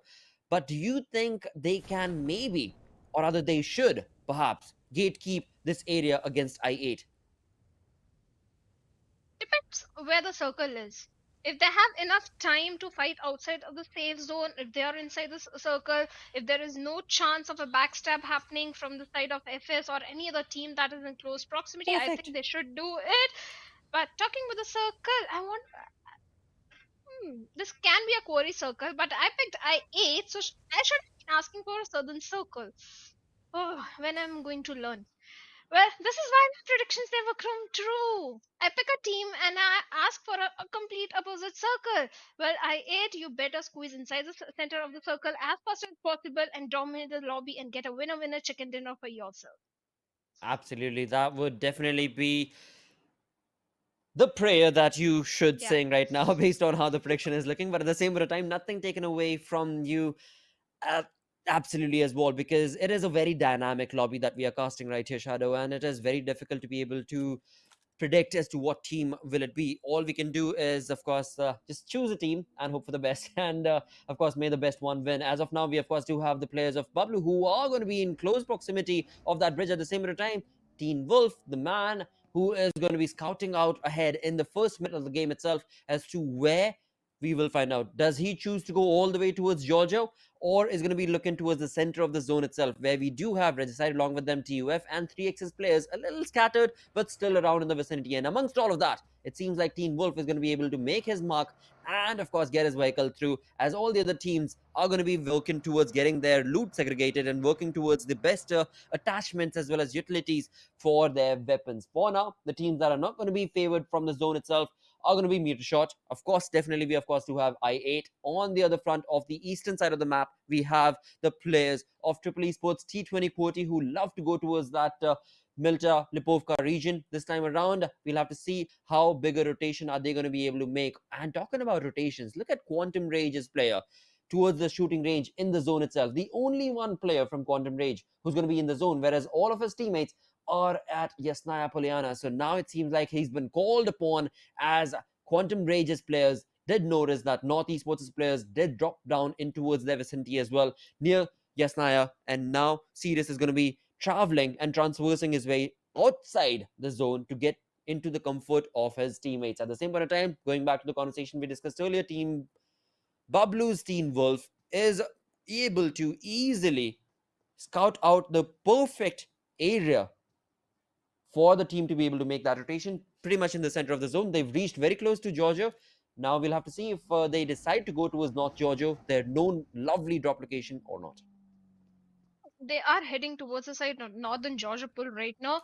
That is the decision of the IGL. But coming back to your first question, this is exactly the circle where Team BABLU could have gone for the bridge camp, because all the other teams, they are heading towards the northern side of the circle. There is no chance of a backstab happening or Team BABLU coming in a sandwich situation. All they had to focus was the players of on the players of Team I8, and still a good decision, because now they have the circle. They can go for the secondary loot, because the ridge complex area doesn't provide you enough resources to stay until the very final circle. So I think good decision from the part of IGL, and good for the players of Team I8, because they are going to find a free pathway inside the circle, and that is a good thing, because that's my pick. But talking about the other teams that can lock horns with each other are the players of Team 3x H2E and Regicide, because they are in the close proximity, holding the Gatka compounds. Absolutely. For now, that is going to be the storyline, where it comes down to the teams that are in close proximity, and of course teams that we do want to be able to see get themselves in a messy situation, so that we are able to look at a first blood drawn right here in this map of Erangel, the fourth game of the day, fourth match of the day. Now, talking about how the teams have been able to rotate, well, quite a lot of them are getting busy in towards the center of the zone. At the same time, on our screens is going to be the players of North Esports, who also have had a decent day. As things started off on the map of Erangel, this is the team that finished second with 7 elimination points to their name. So NES, they've had a decent start to the day, but at the same point of time, right now, what we would want to see from them, as well as, of course, their fans, is a perfect finish. A perfect finish and getting that chicken dinner. Now, that, of course, is going to be the dream for North Esports' players, as well, as they did so beautifully on day number 1, week 1 itself on the map of Miramar. But as of now, moving away from NES towards R3D Regicide, now a team that was so very critical in terms of how they were able to bring in those third parties in the map of Miramar today itself.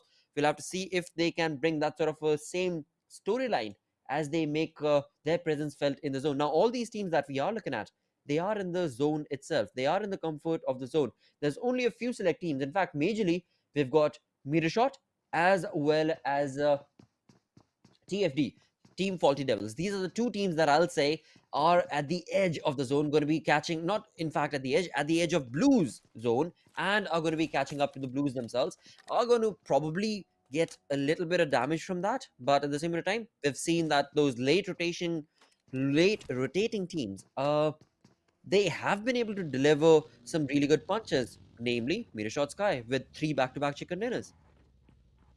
Certainly. Talking about North Esports, the thing with North Esports, right now, R3D Esports destroyed the man who has clutched it so many times, are up against one over there, and Anubis comes in, down. Team Wool and Team BABLU again having a very bad start. Anubis, who is surviving on a sliver of HP by R3D, a very good synergized, coordinated attack onto the plus of Team BABLU, or maybe Team BABLU was on the very wrong compound. They showed on the wrong compound, and they are getting punished right now as they are surviving. There's only 2 member. What do you think, Blotter, is working wrong with the players of Team BABLU? Because today this is definitely not their day, as they lost. They had a bad performance in the map of Miramar as well. They were on the bottom of the standings in Miramar, which is their strongest map. This time, they showed good performances in Erangel, and seems like Erangel is also not working in their favor for now. Absolutely. It is a tough luck situation for BABLU, definitely in week 2 right here. And again, nothing taken away from BABLU, because again, week 2 has been their limelight as well, because they've been able to get some really good plays. But at the same time, this rotation that was made, I honestly thought they should have gone for that North Giorgio and gotten their loot segregated and sorted, but they decided against it, which in turn put them in a very difficult position as they got a 2-man split. And that 2-man split resulted in, of course, Teen Wolf and Zebian being caught off guard, and they got eliminated right here. Now we see BABLU's players go towards the North Georgia region, as we do have Pika OP up in front, and of course along with him is going to be Pan in the backlines to give him that cover. This is what should have happened 5 minutes ago, as they made that rotation in the early moments of the game itself. Sadly, that is not what they decided, and again, it could very well be a situation where they second guessed themselves. But talking about second guessing, it seems like I8 should have second guessed this rotation, as they are now getting caught on from the players of Freestyle. Freestyle normally don't do this, but this time around it seems like they are very in tune to be able to stop and gatekeep because of how the zone has been drawn. And FS, they are in the comfort of the zone. I8, sadly though, are being caught on from those blues. Now this is a very tricky situation for I8 to convert and make that rotation. Apart from a water rotation, I don't know how exactly is this going to work out for the players of I8, because on the other front, Metershot have still not made that rotation for themselves. At the same time, I8's IQ, well, he's down in the water. The only way up top is going to be able to go through FS, Wasi and Mom2, which definitely is not happening. Well, this is also one of the team that is struggling, because day number 3, they got just 11 points in contrast to day number 1, where they got 40 points. So they need to step up big time if they want to maintain the top spot which they were having in the week 1, or if they want to contest Team Magnus. Well, Freestyle, let's see what's gonna happen. As Freestyle, they are still very stubborn about the bridge camp. They need those defeat points onto the players of Team I8. But coming back to Team BABLU also, the reason they didn't go for the North Georgia Bull in the very first place was the dynamic game of Team H2E. That is where I have to appreciate H2E. Last time they went for the North Georgia Bull, Team BABLU was there. This time they are in the Katkar region, and Team BABLU didn't anticipate. They had no idea that H2E could be present on that very compound which Team BABLU likes to hold on to. So the dynamic gameplay coming from the side of H2E is not helping the case of BABLU. And this time Team I8, they are not up for a fight. They are shying away from a fight. That is something very surprising, but a mature decision at the same time, considering the fact that they are not having a very good performance this time. They need those points. They are going to go from the No Rupnoy Bridge area, well, where they can face the plus of Metershot Sky. Maybe this could happen. That could be a definite possibility, as of course this is the second zone. We can see the health of I8's players. It is dwindling down, that's for sure, as they are going to have to still make that rotation and get all the way from Novo and in towards the main island itself, which is going to be a very tricky rotation. But we'll come back to that, as of course FS have done their work. They have not been able to accumulate elimination points, but they have been able to deal the damage that was necessary to the players of I8. As we can see, I8's IQ, he was in the water. He had nowhere to go. The only place that he could go was through FS Malik's and Basi's, of course, area, and that is now going to be open for him. At the same time, R3D's destroyer is going to be tearing down the walls that were created against him, and now in turn, that perfect spray has been felt from TmW as well, as 3x's players make their presence felt against Quantum Rage, as Quantum Rage get the little bit damage as well. Now TmW, the position that they have is really phenomenal and commendable, because they've got a lot of information right here on top of this mountain, but at the same time they've taken on these shots, are also letting their opponents know, not only R3D but so many other teams around the vicinity who can spray upon them. And this is where TmW need to be a little careful of, as they've already lost one of their players. M7, Kurma and Big Boss are the 3-man surviving as of now, but along with all of that, it seems like the zone is going to be making another curveball shift as well, and we'll have to see if TMW are going to be left to themselves or not. No, they will not, as it is moving on along towards another position. And what a drastic shift coming in from the zone. Well, this could favor the case of Metershot Sky and I8. In fact, FS also freestyle, who are in the epicenter of the circle, but this circle is not going to help the players of Team BABLU. They were on the southern side, on the ferry pier area. They went towards the North Georgia Pool, lost 2 players, only to find out the circle, the third circle or the fourth circle, is going to be on the southern side, and they have to come back to that position. It's not helping Team BABLU at all right now, but Team Grounder somehow find themselves again on the very good spot, as they are on the western side, where only the team that can give them trouble are the players of TUF. All the other teams are coming from the northern or the eastern side. Grounders again finding themselves in a good spot. They definitely are. I mean, the rotation the Grounders are making right now is commendable. As the zone moved away, they decided to enter the zone from the southern side, from the southwest side of this area itself, which in turn, again, as so perfectly mentioned by Shadow, is not being contested. At the same time, what is being contested is, of course, the position that T20 will have, because it is going to be TFD, who will be capitalizing on the situation against QWERTY, as they are losing on one of their players. T20 QWERTY's player is down on his knees. As of now, the position, the point has not been confirmed, but of course the revival is what we still do wait to see if that'll be possible or not. All 16 teams do survive. 60 players in total, 14 minutes into this game. With that, H2E going to be capitalizing on that rotation coming in from the players of North Esports. But again, North Esports have found a compound for themselves. Same is the case for H2E, and all they now got to do is hunker it down as long as they possibly can before the next change in the zone. Certainly, the next circle is going to be the deciding factor that which team is going to be in an advantage position. But right now, Maxi is definitely not in a good position, as Assad is dishing damage, and Maxi has definitely taken a hefty damage. The smokes were not helping him out too much, but finally he managed to safeguard his vehicle as well, safeguard his buggy, and save himself as well without getting knocked out. But North Esports, they still need to be careful, because they have H2E, R3D, 3X also coming from the northern side. So there could be a compound contestation that might come in, but Reggie Saidnoki is the guy who is taking a damage from the side of freestyle, if I'm not wrong, and TUF also in the close proximity, and TUF, one of the players, is still bleeding out, and AMR has been knocked down. This is the moment when H2 is going to close in their descent, and they are certainly doing so, but in the moment they lost Kian as well. Well, what a fight this is turning out to be, as H2 as they've pushed on along. Kian goes down definitely, but at the same time, Tarzan Jaydi as well as Assad are going to be bringing in that damage in terms of nades, as of course Avenger OP goes down on his knees, and of course is going to be eliminated right here with the zone also shifting on along. This was the perfect moment for the players of H2E to push on against the compound of North Esports. They knew exactly where their opponents were, and this is where they've capitalized upon, as of course Avenger OP does go down, Ahmed already down on his knees. This is where H2E need to push on ahead, but at the same time, the perfect nades being brought on from the side of Maxi along with his teammate is what is keeping H2E at a backlines. Now that perfect nade through the window from Tarzan has not capitalized, has definitely not put in any damage on Maxi's position, but at the same time, now it seems like Jaydi from the backlines from H2E is going to be bringing in another damaging blow to NES's players, as Roshan does go down. Now all of this needs to be factored in by both these teams, because the zone has moved and the Blues is going to be catching up to them in another 10 seconds. If this fight extends for too long, they are going to be in a very tricky position as they try and make that situation. But as of now, again, it is a 3v2 situation between these two teams.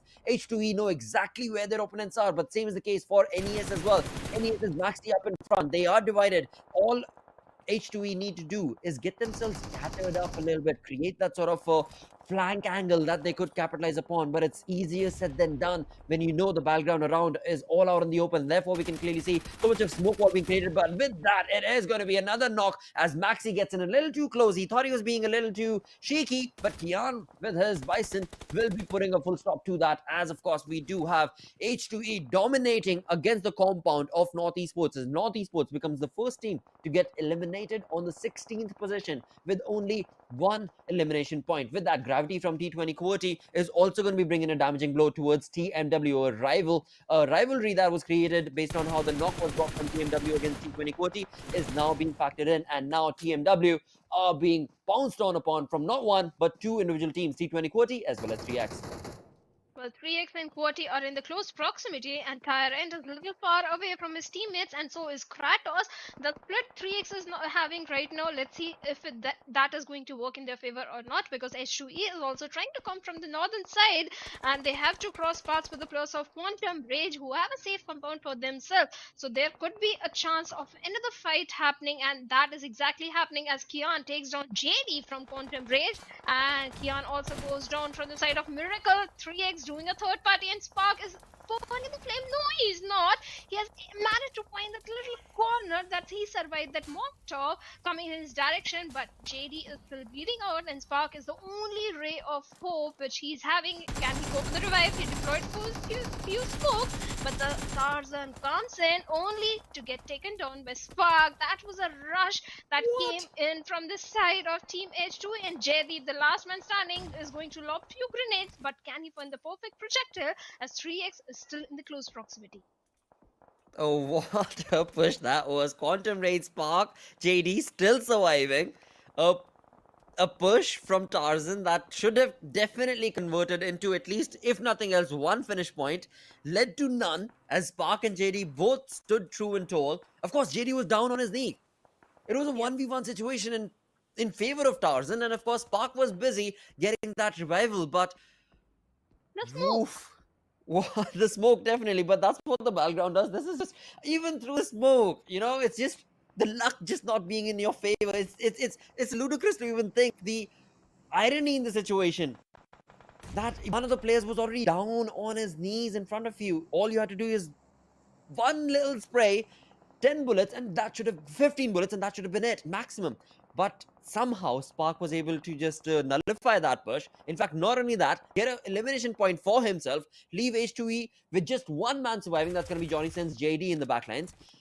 What a play this was from Quantum Rage. But again, Quantum Rage, the troubles for them are not yet done, as they're just a two-man army surviving. Same is the case for BABLU, and H2E, as we just saw, is a one-man squad. And correction, the Grounders have been able to bring down the players of BABLU to a one-man army, as that perfect push from them has, or rather perfect utilization of utility from them has resulted in BABLU losing out on one more of their player. 3X, the way they are making so much noise, they are grabbing attention of so many teams right now. QWERTY is a team that is giving them trouble, and so is JD from Quantum Rage, as JD finds a knock onto Kratos. Let's see if he can be revived. He get back inside the game, but Ash from Metershot also falls down, and QWERTY, Mary, 3X Mary is doing a third party on the team QWERTY as they are falling down, and Khan has been taken out of the equation, but Walker finds a beautiful knock out there. Can he find the confirmation as well?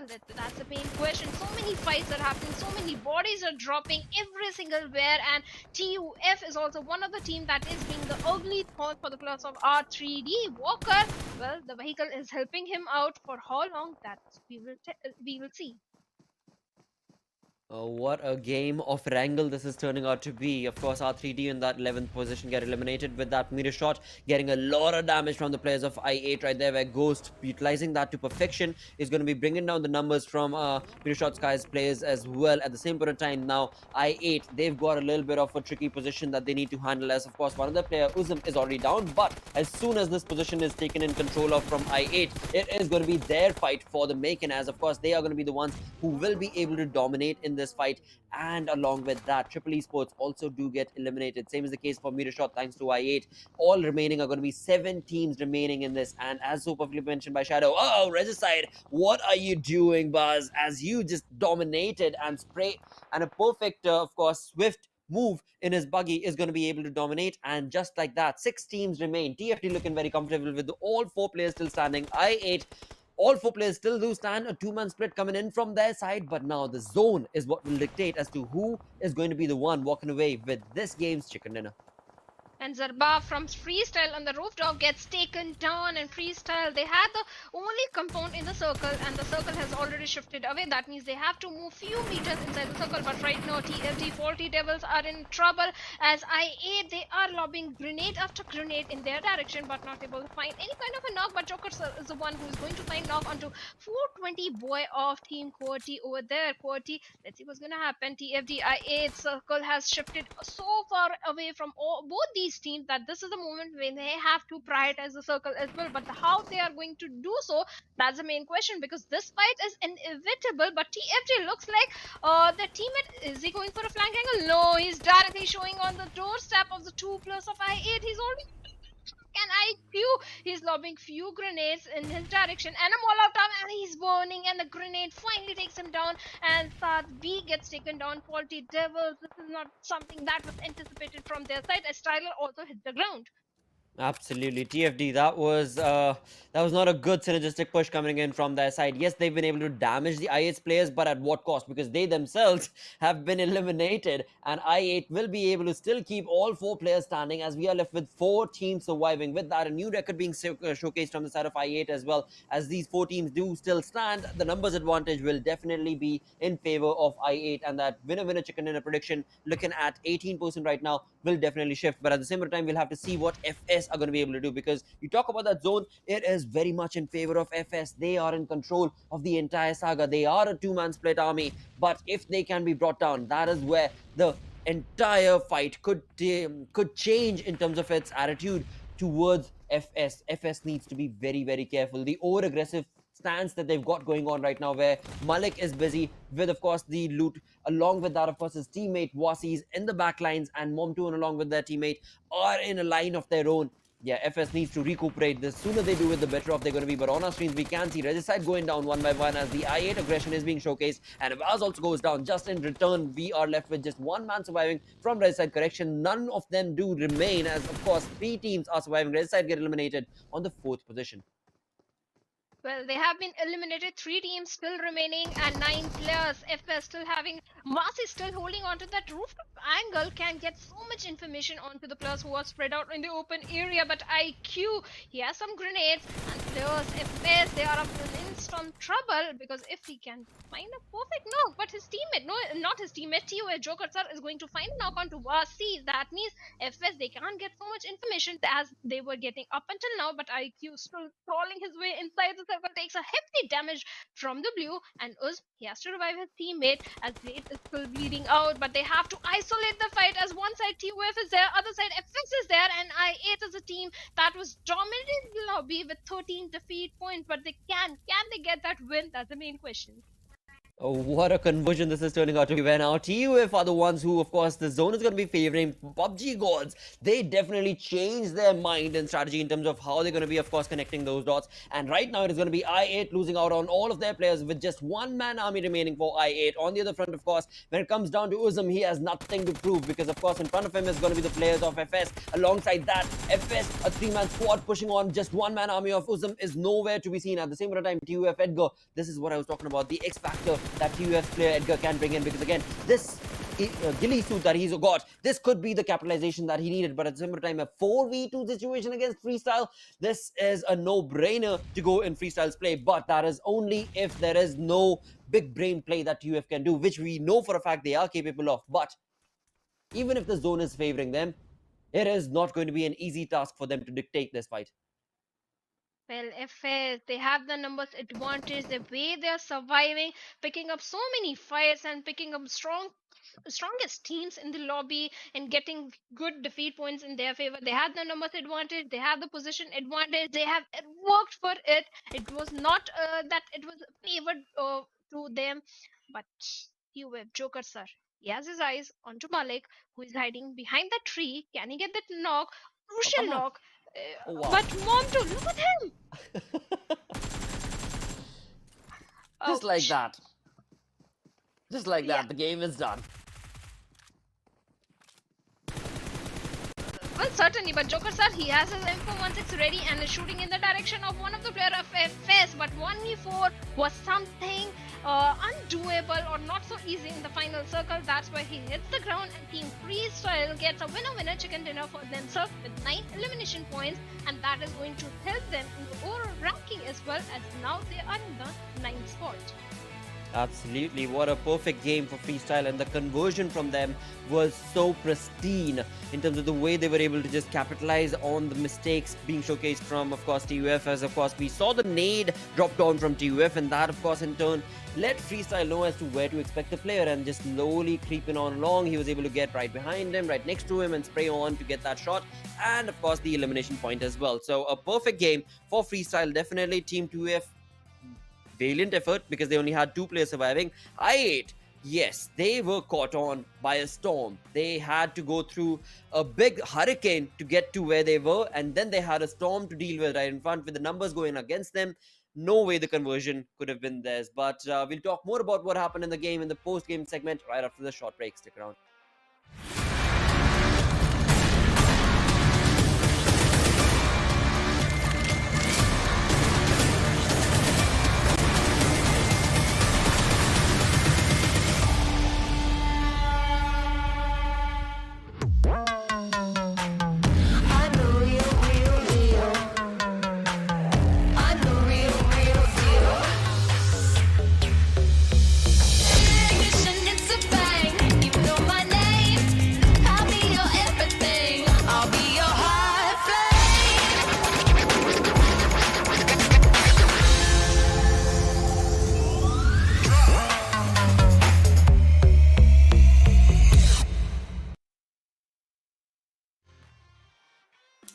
Hello and welcome to, of course, PMPL right here in the Pakistan region, PUBG Mobile. All thanks to Oppo for sponsoring and making this all happen. Along with that, of course, it is a huge thanks to Oppo F21 Pro, the official smartphone partner right here. But in all of that, we are at week 2. This is day number 4. 1 day before the final day of week 2. And of course, well, Shadow, things are in ruins for the way Pakistan teams have dominated in week 2. Well, certainly, but I8 is stepping up. I'm happy because they have the maximum defeat points in their favor. But talking about the MVP, again, this is from I8. Ghost, 5 elimination and 716 damage that this guy has been dishing out. Good stats overall from the side of Ghost and in the entire team of I8 in this particular game. Absolutely, it was important for, of course, IA to be able to get this MVP because of the way they were. Like I said in the game ending as well, they had to go through a hurricane to again deal with the storm, which was just not an easy one. But they played their cards as well and best they could. Thus, of course, we do have Boost right there with 5 eliminations and 716 damage, finding himself at the MVP. At the same point of time, his teammate Blade is going to be right around the vicinity. Talk about precision. 5 eliminations confirmed from his side, 514 damage in 11, 23 minutes and 11 minutes of survival time right there. But alongside that, a big, of course, play to give is going to be Freestyle's Mom 2, along with right side's Ashad and 3x's Miracle. It's certainly a miracle from the side of Team 3x. In fact, we have 2 miracles in the lobby and they have been showing miraculous gameplay. But in the match summary, it's all about I8 because they have the highest elimination, highest damage, highest assist, elimination from the side of Blade, damage from Ghost, assist from IQ. But we have miracle also from 3x Esports getting the longest distance elimination. Well, with that, let's have a look at the match ranking from this game. We know who got the chicken dinner. Definitely it was Freestyle. Along with that, talking about the points is where the division is going to be made. And yep, they do have the biggest point difference as well, as they're sitting on 24 points from this game, sitting all the way on top. And then second position is going to be taken over by I8 based on the elimination points that they got.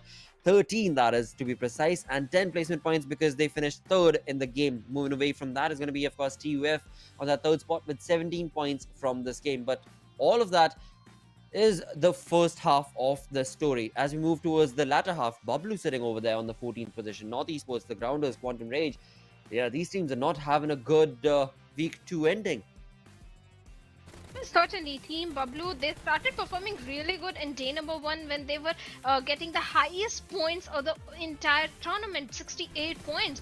That's sure Team BABLU is going to have a miraculous week number 2, but that's not the case as they started falling down from day number 2 and today also not having a very good performance. Could be the reason of the rotations they are going for or a dynamic drop that they went in the map of Miramar yesterday. Well, things are not working for Team BABLU.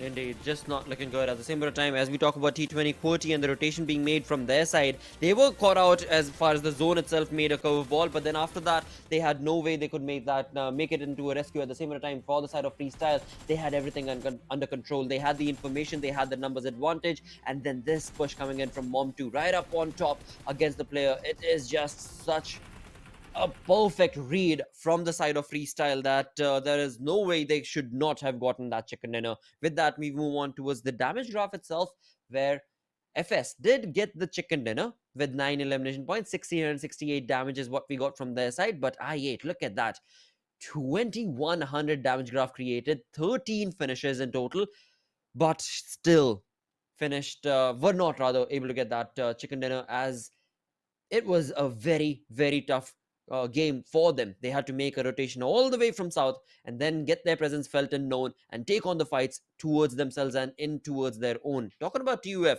valiant effort from their side as well. 1400 plus damage with 5 finishes. So that means they were part of a lot of fights. But of course, the conversion was only 5 eliminations. Well, talking about FS also, that was a head scratching moment when Vasi got knocked down. How he got revival, because all the 3 remaining teammates were so far away from him. I kind of missed it then when he got the revival, because in the end it was all 4 players of Team Freestyle standing. That was a brave move coming from Freestyle, going for the revival onto Vasi out there when his position was given away. But in the overall ranking, still Magnus Esports is leading the charts with too many points. 228 points. Metershot Sky on the second with 146 points, but Esports, well, they have started stepping up. They have taken a lead of 3 points and are now on third spot with 143 points. Indeed, as we move towards the next page and the next lot itself, we'll have to see how big a leap and how big a lead are these teams going to be able to create. Because again, keep in mind, viewers, we're looking at the top 12 teams that are going to be able to participate and qualify for the Livik map that will be played tomorrow. Tomorrow, the 6th game will be played on Livik, where only top 12 teams are going to be able to qualify. Now, right here, we do have, of course, 12th position taken over by R3D Esports with a chicken dinner in their favor, in their name, 113 points. And then following them on the 13th spot is going to be the Grounders. Now, R3D Esports' games are done for the day. The Grounder is going to be back, and they are going to be playing the final game. For now, the teams below R3D Esports, they have the possibility and the opportunity to be able to move on into the top 12, but we'll see if that'll be the case or not, as we do have the final map that will be played right here. That will be Sanhok. This will be the final game of the day, where Group A is not participating. That means, as we did just mention, R3D Esports will not be seen. Metershot Sky Esports will not be a part of this game. Same is the case for I8 as well as Freestyle. Certainly, Freestyle, the team that got a win, now they have to wait for the next day because they are sitting out this one, and so are the players of I8 Esports. But now, coming back to the main question, the prediction time, which you always get correct. Which team are you going for? Definitely, you and Fixes are getting all the predictions correct. You have got some psychic powers, I have to say, which I am lacking. Big time. That's not entirely true. That's definitely not entirely true. But at the same point in time, when it comes down to choosing the prediction itself for this upcoming game on the map of Sanhok, I would love for this game to go down towards a team that till now has been trying their level best but just not have been able to capitalize. And for that, I want to be able to pick the side of the Grounders. I know TUF are looking very confident. 3X is looking very comfortable. Quantum Rage as well as Magnus are going to be part of this lobby. But I will go with the Grounders and see if at all they've got what it takes. However, from the bottom teams, I now jump to the top teams and ruin their game. Magnus Esports this time. All right. Well. Again, so that is going to be our prediction coming in from this upcoming game. And the same bit of time, viewers, do not forget that you also can participate in this. All you got to do is, of course, let us know in the chat itself what team are you going to be rooting and supporting? Vote space, whatever team that you're going to be rooting and supporting for, as far as this chicken dinner is concerned, as well as the entirety of the grand finale itself is concerned. If you want to predict right off the bat right now, you definitely can. And along with that, now on the Sanhok map, Shadow, we know it gets very chaotic. It gets very tricky for teams to even make those sort of rotations, in which we've seen Magnus, we've seen Team Star, we've seen 3x bring in some incredible plays. But this time around, where do you believe should the zone be taking it through? Because, correct me if I'm wrong, but I would love to see a team or two make those sort of water rotations that are missing as of now. Went for water rotation once. Yep. Yeah, they went for water rotation once. Maybe we can see, because in map of Sanhok, I'm never up for water rotations, because somewhere on the coastline there is a team waiting for you who is going to spot you out, and True. you are pretty much handicapped. You can't do anything when you are inside the water. So that is definitely not the way any of the team would want to get an elimination, because that kind of hurts. Getting elimination without putting up a fight, that is something no one wants when they are a competitive player. Even a classic True. player doesn't want to die that way. So I don't want to see any kind of a water rotation. That hurts me. But talking about Okay. circle, where do you want the circle to go?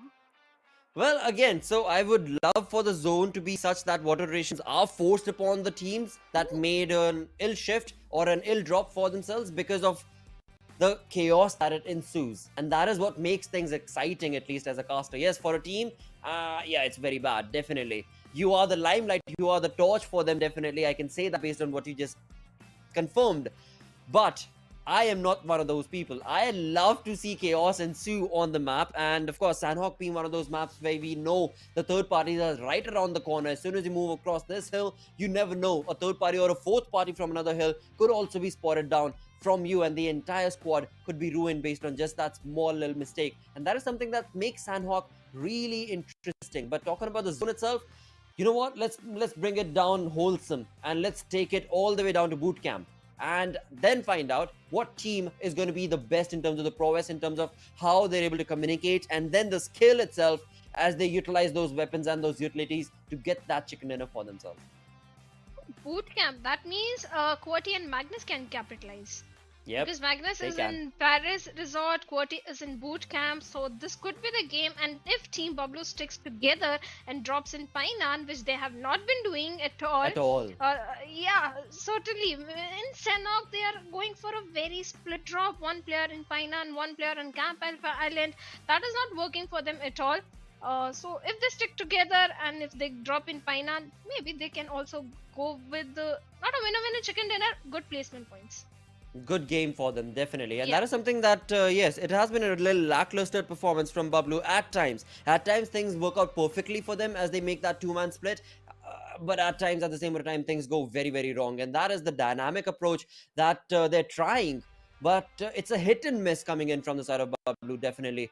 But at the same time, as you quickly mentioned, we'll have to still wait and watch as to where the zone is going to be dictating these teams to go towards. It is going to be a small map. Yes, we've seen the teams already drop down to their known locations, and also at the same times there are teams who scatter themselves across the entirety of the map, and that also is going to be one of those. Well, again, to my mind right now comes 3x Esports. They've done that previously as well, where they scatter themselves across one side of the map, and then slowly as they get more and more information, get closer and closer together. So we'll have to see what sort of an approach are these teams bring into the final game of the day. Yeah, talking about 3x Esports, yes, in every single map they tend to have a split drop or a split position inside the circle, specifically in the initial few circles, mostly going for a linear split or something, but they always cover each other's backs. So that is something that differentiates between Team BABLU and Team 3x Esports. 3x, all the four players are always in the close proximity despite having a scattered position, but on the other side, Team BABLU takes extreme split. That doesn't work for them, but I'm happy this time they are in Paina, they are sticking together.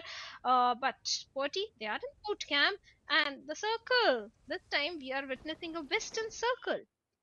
All right, we shall see which team is this going to be favoring. Again, When it comes to the map of Sanhok, we know the rotations is where teams do get drawn on upon. It is going to be those late rotating teams themselves as well as those early rotating ones. And with that, we do, of course, have a car being utilized right here from the side of Magnus as faster as he takes on one shot after the other and tries to bring down the players of TmW. He tried his level best from the Paradise Resort, but was just not able to get any shot on, landed on upon the opponents. Of course, he needed that scope that is right in front of him, but yeah, if only we would have had that a minute ago, it would have been absolutely pristine along with the QVC. But again, never mind all of that, because for now, it's just the first minute of the game itself. The teams are going to be, of course, looting across the entirety of the lobby, talking about that Magnus approach on the Paradise Resort. There's going to be no team to give them that contestation. We've seen that happen earlier, but seems like as we get further into PMPL for Pakistan region, these teams have understood the extent to which they want to be able to take on fights, and it seems like in the early few minutes of the game itself, the teams are very comfortable with their own drop locations, and the contestations are very few in week 2. But again, I do not want to jinx it. As of now, we do have Team Stars Osama on our screens in a tuk-tuk as he moved on to, of course, Cow region, as he wants to get that perfect loot for himself as well. Now, the first blood situation that can be drawn, I wonder who, or rather which team will it be? We've got quite a lot of teams that are a little scattered, but not a lot of trouble for any of them, in fact, for now. Why do you get a feeling that your prediction is going to come true? Because look at Grounders, they have the entire control of the Camp Alpha area, and rotation towards the southern island is not going to be so very challenging for them. So, well, go Magnus, I'll say. They should get it. But you know what? Time. To say one thing along with that, the Grounders, yes, the position is looking pristine for them. The rotation is going to be flawless, definitely no questions asked. But it is the conversion. The Grounders, what I've seen missing from the side of this team, from, of course, Mr. Black, Sensei, Sue, and Evil Boy, is the conversion in terms of the way they're taking on those fights, in terms of how they're leaving fights itself, how many angles they're keeping open around their vicinity. All of it combined together, it is a little bit of a lackluster performance that I've seen from the Grounders. At times, they've delivered it beautifully because of how the zone has favored them. But at the same time, at times, things have gone very, very wrong for the Grounders. So, even though what you say statistically is correct, based on what I'm looking at, it is still going to be a tough cookie to crack. But we'll find out. I definitely do support my prediction, but I will still keep a very open eye and see if at all they are going to be able to make their presence felt or not. Grounders like to play on the periphery. At least in Erangel and Miramar, that is their rotation that I have seen in this week. They have changed their path of rotation. That's why they're every single time they are able to get good placement points because they play on the periphery. They tend to keep themselves away from all the congestion and the traffic that is inside the circle. But Magnus Esports, one thing that doesn't work for them in the map of Sanhok, I think, is coming out of Paradise Resort because they tend to go for a late rotation. At least in the initial few days of our event, they tend to go for a late rotation from Paradise Resort, where other teams capitalize and do a third party, fourth party, and the fifth party. And Team Magnus, it becomes a challenge for them to come out. But right now, Team BABLU is picking up the players of Team 3X, and H2E is also managing to find few good points, defeat points for themselves. One defeat point already in their favor. So fights have already started breaking out, and let's see which team is going to get first squad wipe. As 3X, they have revived their fallen comrades, so all the 4 players are still inside the lobby. Well, this first blood situation has been drawn from H2E, and with that, it is going to be TUF also bringing in a third party against the positioning of 3X. From one fight they moved away, that was against BABLU, towards another crosshair as it was set up from TUF, and Edgar is going to be pushing on that luck and, of course, praying on that word against Mary, and in turn, he will be able to accumulate that one finish point, it seems like, as Mary already is down. Now 3X not off to a good start to this game with only 5 minutes into the map of Sanhok. 3X, even though they are at the top of the hill situation, the numbers have dwindled down for them, and that in turn has resulted in a very difficult position for them to be able to convert. Now, of course, Kratos, Mary, as well as Miracle from 3X do still remain, but for how long is what we shall have to see. First blood has been drawn, and it seems like along with all of that, when it comes down to this map of Sanhok, it is going to be quite a chaotic one, where in the first 5 minutes itself, we are looking at quite a lot of shots being taken place, and that too on point, as again the rivalry and the retaliatory fire from 3x has resulted in TUF's player going down as well. Well, yesterday in the map of Sanhok, TUF just got 1 point, that also a defeat point, facing a very early elimination. So let's see if this time can they turn things around, because this is one of the strong team, but in Sanhok they tend to lose things out. They tend to lose out on their players, and this time also they have Magnus Esports on their tail.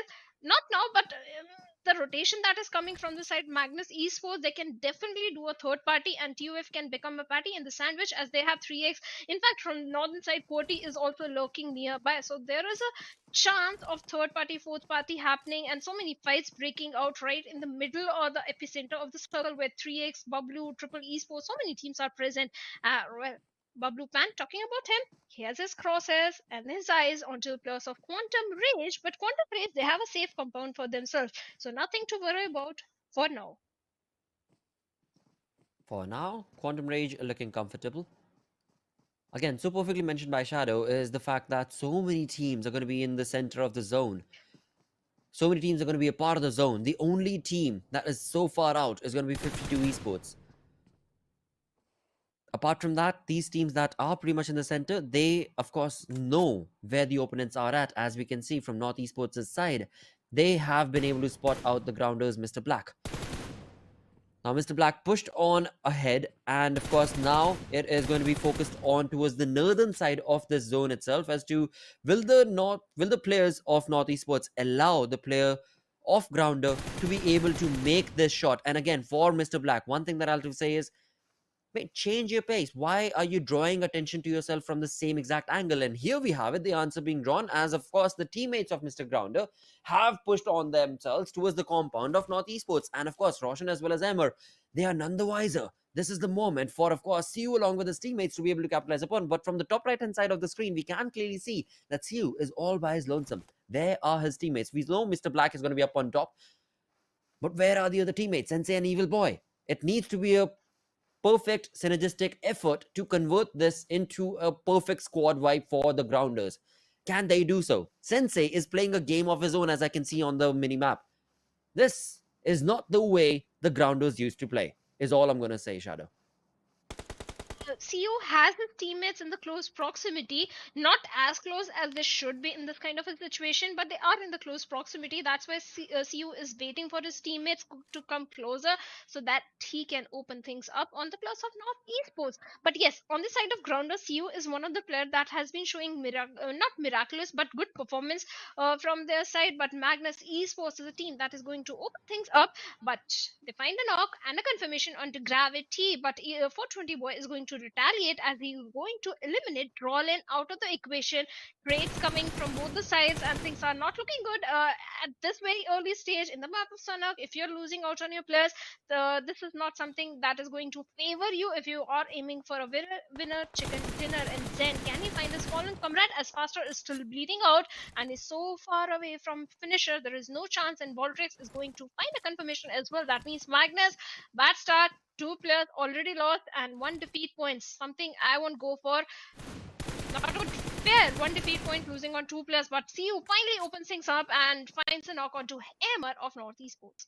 Well, the final opening has been put in right here from the side of the Grounders, as they do eliminate off their opponent, as they do confirm 1 elimination point for themselves. Now, Roshan is going to be the only one left. Along with that, as we move back to the fight that, of course, Magnus were a part of, they did lose out on 2 of their players. Faster and Drawlin have already been left and melted, as we are left with, of course, Magnus's finisher and Zen on our screens, who are out on the run, moving themselves outside the zone from the looks of it. Again, a 2-man army is what they're left with, so all they can think about right now is, of course, a passive approach into this map, into this game of course, Sanhok. Right here on our screens, of course, there's going to be BABLU against the players of Quantum Rage. A very close contestation between these two teams. They do have those smoke walls being created from the side of BABLU.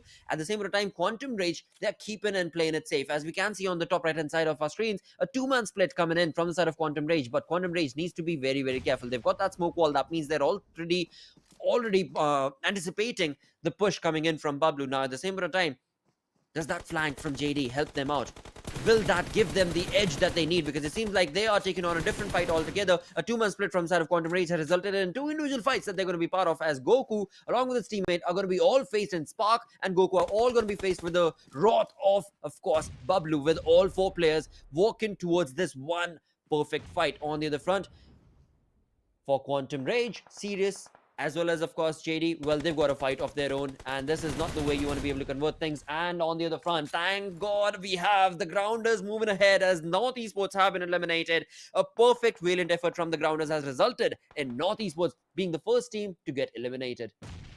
And Team Quantum Rage, the way they are picking fights, multiple fights, serious picking fight for the plus of Team BABLU, and like you mentioned, Teen Wolf is right in front of Reggie's side. Quantum Rage, the way they are spread out, they are picking fights on multiple fronts, and things are not looking in their favor because the split is not helping. Spark is bleeding out, and Pico OP, it's a matter of time that he's going to find a confirmation to Spark, because right now revival onto Spark itself is a suicide mission, but Sirius is closing the distance towards the side of Pan, and Pan has a height advantage, hard cover for himself. That is something you need to be scared of, especially Quantum Rage. Goku, yes, he's there, but he can't close in the distance towards Spark, as Pico OP is keeping an hard angle onto Spark. But Asad finds a knock onto the plus of Team Reggie's side, and 52 Esports is also closing the distance. They have 3x Esports as well. That means a third party situation is being created on the eastern side, where the two remaining plus of Team Magnus Esports are also present.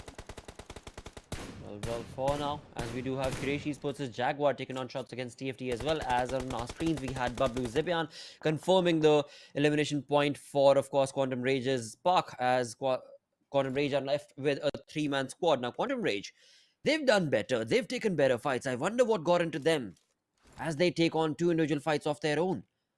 Two-man split, all right, that can be seen. A two-man split getting their own individual information, that can be seen. But then choosing to fire upon two individual teams is debatable, but that, of course, is not going to be stopping them as they get the opportunity. They are going to be taking down Pan. Along with that, of course, from the faraway distance, the flank angle that we saw JD at, he is going to try and deliver that same exact massive blow to, of course, Pico OP as well. Pico OP was brought down to almost a sliver of HP, but again, the teammate was around to be able to help him out, and of course, the first aid is going to be able to help Pico OP get up to a decent amount of health. At the same point of time, for Quantum Rage, the fight is not yet done, as BABLU is going to be in their crosshairs. From one fight to the next, they push on ahead, as once again, Pico OP does go down. Zibian from the backlines also almost on down to a sliver of HP. Quantum Rage, the flank angle that they had created, it definitely seems like it's going to be able to factor in and help them out, because 5 seconds more and the zone is going to be shifting, and that is where BABLU is going to be all out of options. They are going to have to push through to the opportunity towards the position of course, Quantum Rage. Now, of course, in Team BABLU's side, we do have Zibian, Teen Wolf, and Pico OP still surviving. They have seen the rotation and the pushes that Quantum Rage are making. So now for, of course, Team BABLU, the only thing yep, there we have it. The only option that they've got is to be able to fall back, and that's exactly what they're going to be able to do. For this, they need to find themselves either a vehicle or a perfect flank angle. But then again, as we do have on our screens, the team in yellow is going to be Quraysh Esports, a team that could very well be waiting for the rotation that Team BABLU is trying to apply. At the same time, it seems like Quantum Rage's players, they have already understood what the players of BABLU are doing, and they are going to try and cut them out before they can make that rotation. But Quraysh Esports also need to check their back, because they have faulty devils on the other side of the river.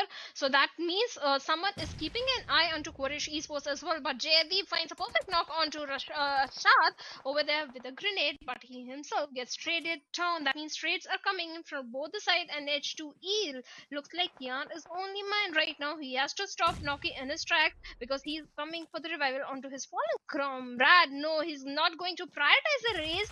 Instead, he's going to prioritize the defeat point onto the fallen opponent out there. Now Noki going for the revival on his teammate. Let's see how things are going to pan out, as Team BABLU finally managed to get inside final.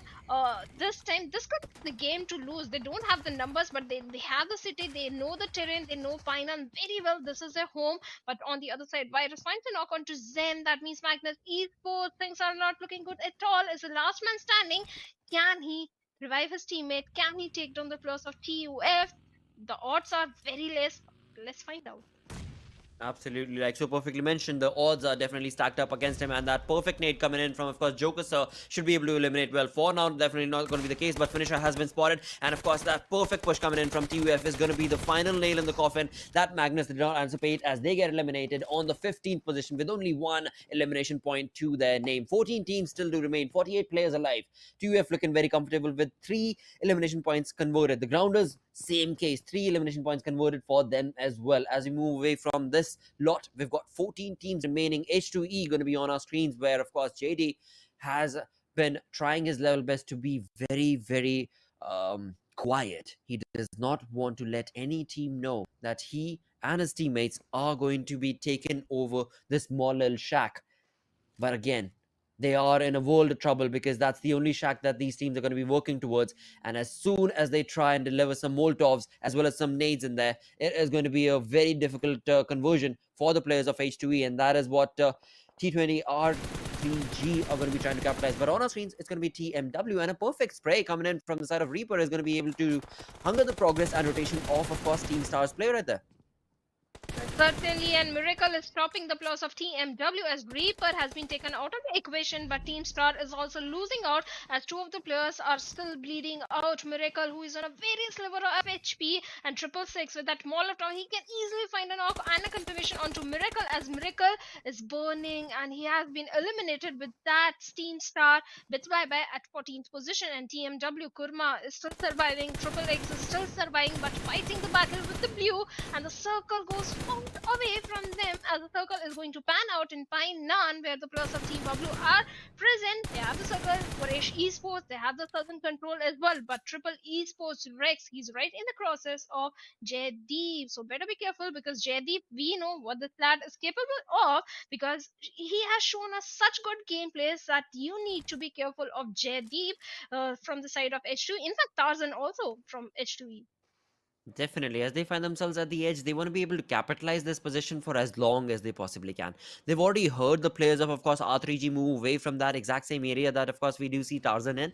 And that was, of course, favoring towards R3G's position because they wanted to get into the zone. And that is what now this team of R3G is working towards. But in the backlines, they've left H2E. Now, if R3G is not careful, and once H2E makes that rotation, they could very well hunker on upon the position of R3G itself. Now, Regicide need to be very cautious of that exact same fact. At the same time, right now we can see that they are worried a little bit more about as to what is going to be in front of them. That's going to be the team of BABLU and their compound. At the same time, Team TUF are going to be bringing in those sprays and shots as they take down another team. 3x gets eliminated, 12 teams do remain, and the number of elimination points that TUF had is incredible. 6 finish points already set up for the side of TUF with 12 teams still remaining, 40 players in total surviving on the map of Sanhok. Well, this is a contrasting performance of TUF as compared to previous Sanhoks. But look at Daku and Faulty Devil Styler. Styler is just playing with Daku. Come on. He definitely is going to come out, and Faulty Devil Styler finds a beautiful knock and a funny knock onto Daku over there. But right now 52 Esports are showing on the doorstep for Ahmad, who takes a hefty damage from the side of 52 Esports. Can he clutch it out? Can his teammates come and shine time to save him from the side of 52 Esports, where Jaguar is going to the third party and steal the thunder as we're going to find a confirmation on the fallen comrade of Team TFD. Well. I so wish Styler would have utilized on that opportunity a little bit earlier rather than taking that damage on his level 3 kit, as now he is in the blues.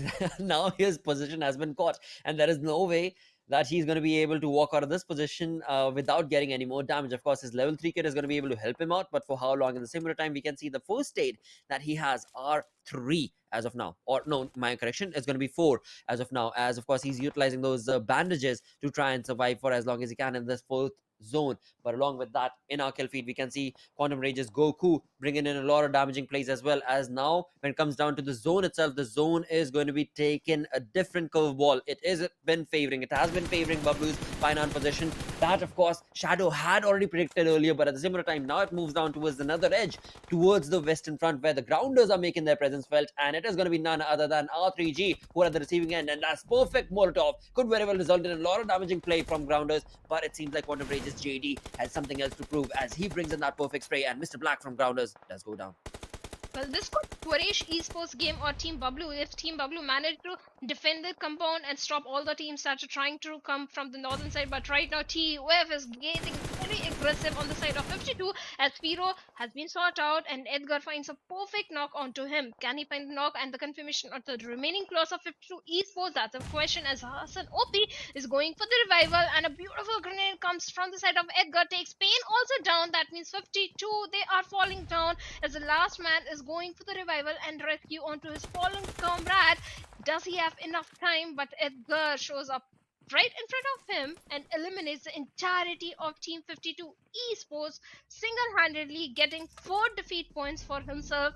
Well, TUF is looking very good right now, but they have to move inside the circle, and Reggie's side, who were trying to do so, have been taken down. One of the player has been taken down. Other player, last player, Rocky, is still standing but fighting with the blue.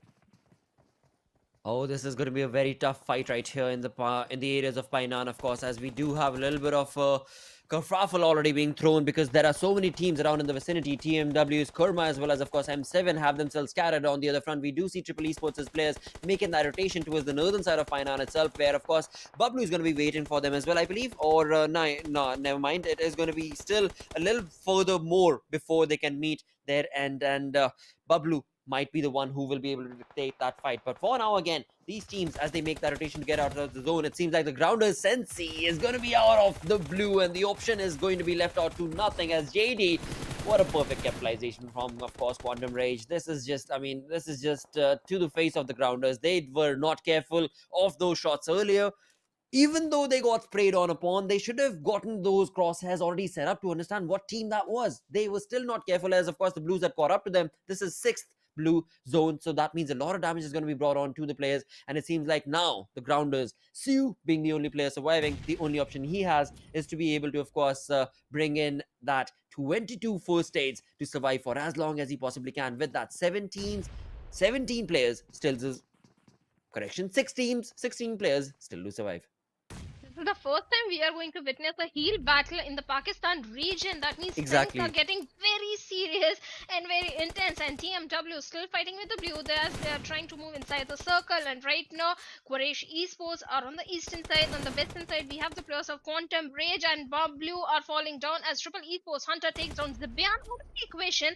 That means Team is the last man standing. No, he's not the last man. Pika OP is also in the equation as he takes Kurma down more. No, it was the play zone that took Kurma down and out of the equation. That means Triple Six going to heal battle, and now Team BABLU, they have to face the wrath of Triple Esports as Rex is closing the distance on Pika OP and gets a confirmation as well. Team BABLU has been eliminated at 6th position, but considering Sanhok, it's a good performance coming from the side of BABLU. But right now Rex needs to be careful as Quraysh Esports, they have their eyes onto the all 4 players of Triple Esports. Oh, they definitely do, as those nades are being brought on, as well as the Molotovs being utilized to perfection from the side of Quraysh Esports. All the 3 players that are standing with 7 defeats already confirmed from their side, they do not want to be able to fall back from this opportunity, as they are going to be able to dominate against the players of course, Triple Esports. As we can see, the health in the left-hand side of Triple Esports, they have gone down to only a few. Rex is the only man with almost decent amount of 80% plus HP. At the same point of time, none of these players have fallen down to their knees. That means Quraysh Esports, the Molotovs, as well as all the utility that they used, has gone against them. They were hoping to get an opening against Triple Esports' position. Sadly, that's not been the case. And now, Triple Esports is the team that is going to be in favor because they've got all 4 players still standing. Oh, my correction, 3 players standing, as of course, Hasni was able to spot out Hunter, and now all he needs to do is bring that spray to perfection to capitalize on that situation as Quraysh Esports' players dominate on Triple Esports' position. Triple Esports down to just a 1-man squad now. And as the 7th circle shifted southward, Sirius is the only man inside the safety of the circle. He can be that anchor for his teammates, but Quraysh Esports eliminated the entirety of Triple Esports. Now 3 teams still standing as CU is going for a heal battle, still surviving, made it in top 3. Let's see Quraysh Esports on the other side. We have Quantum Rage over there. One of the player of Quantum Rage, Goku, is still bleeding out, but Sardarji has been eliminated from the equation, and Jaguar going in the blue, taking down the players of Quantum Rage. Did this happen? Jaguar clutched it. Yep, he did. Yep, he did. Of course, along with his teammate in the back, Jaguar and Hasni are the players from Quraysh Esports who have been able to capitalize on the situation. And now it seems like Siu, he's out of options. He's left out with nothing but to try and get one more point away from that. Once again for the day, my pick comes in second. But what a play coming in from Quraysh as they walk away with a perfect chicken dinner for themselves. And the overall ranking is going to help them as they are standing on the 6th position with this game. 12 elimination points, 12 points, 15 placement points. Well, something Quraysh Esports was looking out for. Good gameplay coming from their side. In fact, good gameplay coming from the side of Team BABLU as well, as Sanhok is definitely not their strongest map, but this week they have worked on Sanhok and they are performing, at least getting good points in the map of Sanhok as well. But Grounders, this time again, good performance coming from their side. They were so close to that winner chicken dinner so many times today itself that at least they are getting good placement points. Exactly. If nothing else, they're walking away with those placement points, confirming their position in the top 12 slowly and steadily onwards as they push through. With that, we're going to push through a small little break. Stick around. We'll be right back with the post-game analysis.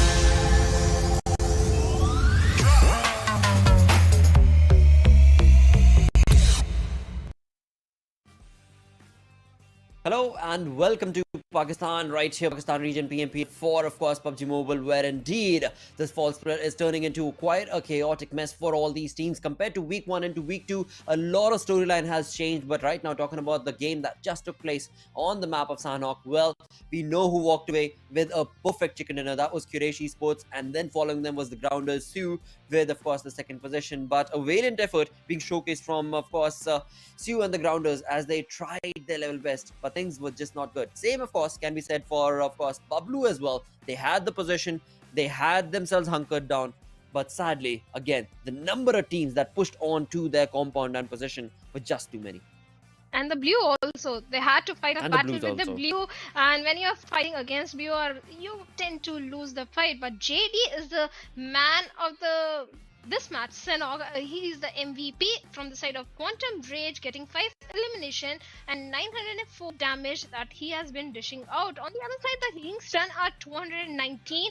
That means he was not getting damage, he was not receiving too much damage. But the players he need to focus on, along with JD, are going to be Hasni from the side of Quraysh Esports, Edgar from the side of TUF, and Jaguar from the side of Quraysh Esports, and Goku from the side of Quantum Rage. Absolutely, and again, that itself clearly showcases the top teams that were part of this game. TUF, they had a perfect play in this game. They had so many elimination points favoring them to be able to walk away. But along with that, let's move on ahead to the match summary itself, where we shall see the players who were looking so very fantabulous. We've got high eliminations going in favor of Mani from Quraysh Esports. Along with that, the entire list of high damage, high assist, as well as the longest distance is being favored in for JD from the side of Quantum Rage. This is ludicrous play from JD. He definitely ought to have deserved that MVP, and that can be clearly shown right here in the match summary as well. Well, certainly, it's all about Quantum Rage over there, along with Quraysh Esports. Talking about ranking, Quraysh Esports are on the top with 27 points, Quantum Rage with 19 points on the second spot, Grounders on the third spot with total of 15 points, and Triple Esports, this time they are having a good performance. Finally, Triple Esports stepping up, getting 14 points, sitting on the fourth position. TUF also having good elimination point, but not so good placement points. Placement points in Sanhok, this is something TUF needs to work on. This time only getting 10 points. TmwEsports, well, they are having good outing this time, 6 and 4 total, 10 points for themselves, sitting on the 6th spot. Absolutely, and again, as we move towards the latter half of the leaderboard, we saw 3x being the first team to get eliminated, sadly, this time around, as they were caught off guard in terms of the early moments of the game itself. Now, this is what Sanhok does, right? Those third parties and getting sprayed on upon from areas and idea, and having no idea as to where are you, what angle are you supposed to even cover as you run out in the open to get and run towards the zone itself. Now, this is where so many of the teams did falter down, and based on how the zone was itself, so many teams had to get close together towards each other, and of course that resulted in that much more of chaos, as will be of course showcased right here from the Oppo F21 Pro moments. Right off the bat itself, we had the players of the Grounders bring in down the first team to get eliminated. That was North Esports, but after that things took a different turn as there were so many fights taking place across the entirety of this map. Especially on the eastern side, because all the teams were trying to rotate from the northern or the eastern side, and the teams who were somewhere on the western side, they had a free pathway inside the circle because the circle was favoring them for so long that they don't had to traverse around so much. That is where Magnus Esports started falling down, because so many other teams were present on the eastern side where they were trying to rotate from. Triple Esports was also there. In fact, Triple Esports this time they're having a good outing, much needed good points. The Triple Esports need this thing. Absolutely. Along with that, we shall have a look at the damage graph itself right now, as so many teams took part of the fight, which were the ones who were dominating. We had, of course, Quraysh Esports walk away with that perfect chicken dinner, definitely with 2072 damage. But at the same time, let's also have a look at, of course, Quantum Rage, a team that was so very close following the players of Quantum Esports in terms of the damage drop, with 1945 damage done off their own with 9 eliminations. But in all, the Grounders were looking very comfortable with 888 damage dished out with 3 eliminations. But again, it was scattered throughout the entirety of the map, which is what I love. The entirety of the lobby were part of individual fights. Yes, there are a few teams who were not able to cross the 500 marker, but there are so many of them who were able to cross the 1000 marker, 1000 damage marker. This is something that is impressive, because in Sanhok you're always going for the fight, you're always going for aggression because of the size of the map, and the teams which were able to grab at least high damage were Quraysh Esports, Quantum Rage, Team BABLU, TUF, H2E also. H2E dishing out more than 900 damage but getting only 2 defeat points for themselves. This is something they need to work on, but H2E, they have been having their ups and downs, so let's see if they can manage to find themselves in the top 12, because in overall ranking we still have Magnus on the top. Oh yes, Magnus Esports sitting very comfortable with six elimination chicken dinners that they've converted. My apologies there, with of course the highest amount of placement points as well as elimination points in week 2. There is no way Magnus Esports can be toppled down in tomorrow's 5 games that will be played before we look at the top 12 teams playing on the map of Livik. But look at that, the Grounders position and the play. They have been able to push themselves 9 positions, sitting on the 9th, 4 positions sitting on the 9th position right here, with of course that one chicken dinner in their favor. At the same time, a kudos should be given to Quantum Rage right here with 0 chicken dinners but sitting on the 4th position. This is something worth appreciating, that they don't need a chicken dinner. They have found a perfect balance between the placement and the elimination point. That is something required to maintain the consistency. But talking about consistency, TmW is not having that at all. This time they're having a good performance, because of which they have taken 2-point lead. They have stepped up by 2 points, sitting on the 18th spot with 66 points. But Team Quati, Team Star, R3D, H2E, they still have that sword hanging on their head, because they still can be toppled over. They still have to make their jump to be in top 12 if they want to play the bonus match of leaving. It is going to be very tough tomorrow. All the 5 games that will be played before we jump into match number 6, which is of course the bonus map, which is going to be Livik. Only top 12 teams viewers are going to be participating in that, and of course, as we saw right there, the points, they are so very close. So tomorrow's 5 games, by the end of those 5 games, in fact, we will know as to what those top 12 teams are that will participate on the map of Livik. But a very close contestation that can be anticipated from these teams tomorrow. Shadow. Well, definitely, they are going to try their level best. They are going to bring forward their best A game if they want to be in top 12, because anything can happen. A single game is enough for other team to topple you over. But look at the overall ranking, Magnus Esports. Oh, wow. And I8, wow. I8, they had huge margin of points by the end of week 1. And now Magnus Esports, they are on the top with same amount of points, 489. This is incredible. This is absolutely ludicrous right here as to the number of points that Magnus Esports and I8 have been able to accumulate into the entire league. That is, of course, viewers, keep in mind, week 1 matches combined with week 2 matches, the number of points that they've been able to accumulate right here. Absolutely phenomenal. But at the same time, of course, we also should mention Quantum Rage right there with 339 points of their own, sitting on the 3rd spot, and following them very closely are going to be the other teams as well, because the difference then isn't that much. But the difference that Magnus Esports and I8 have created, this is absolutely bonkers. But I still do wonder, we have tomorrow and then we've got week 3 before we jump into the grand finals itself, Shadow.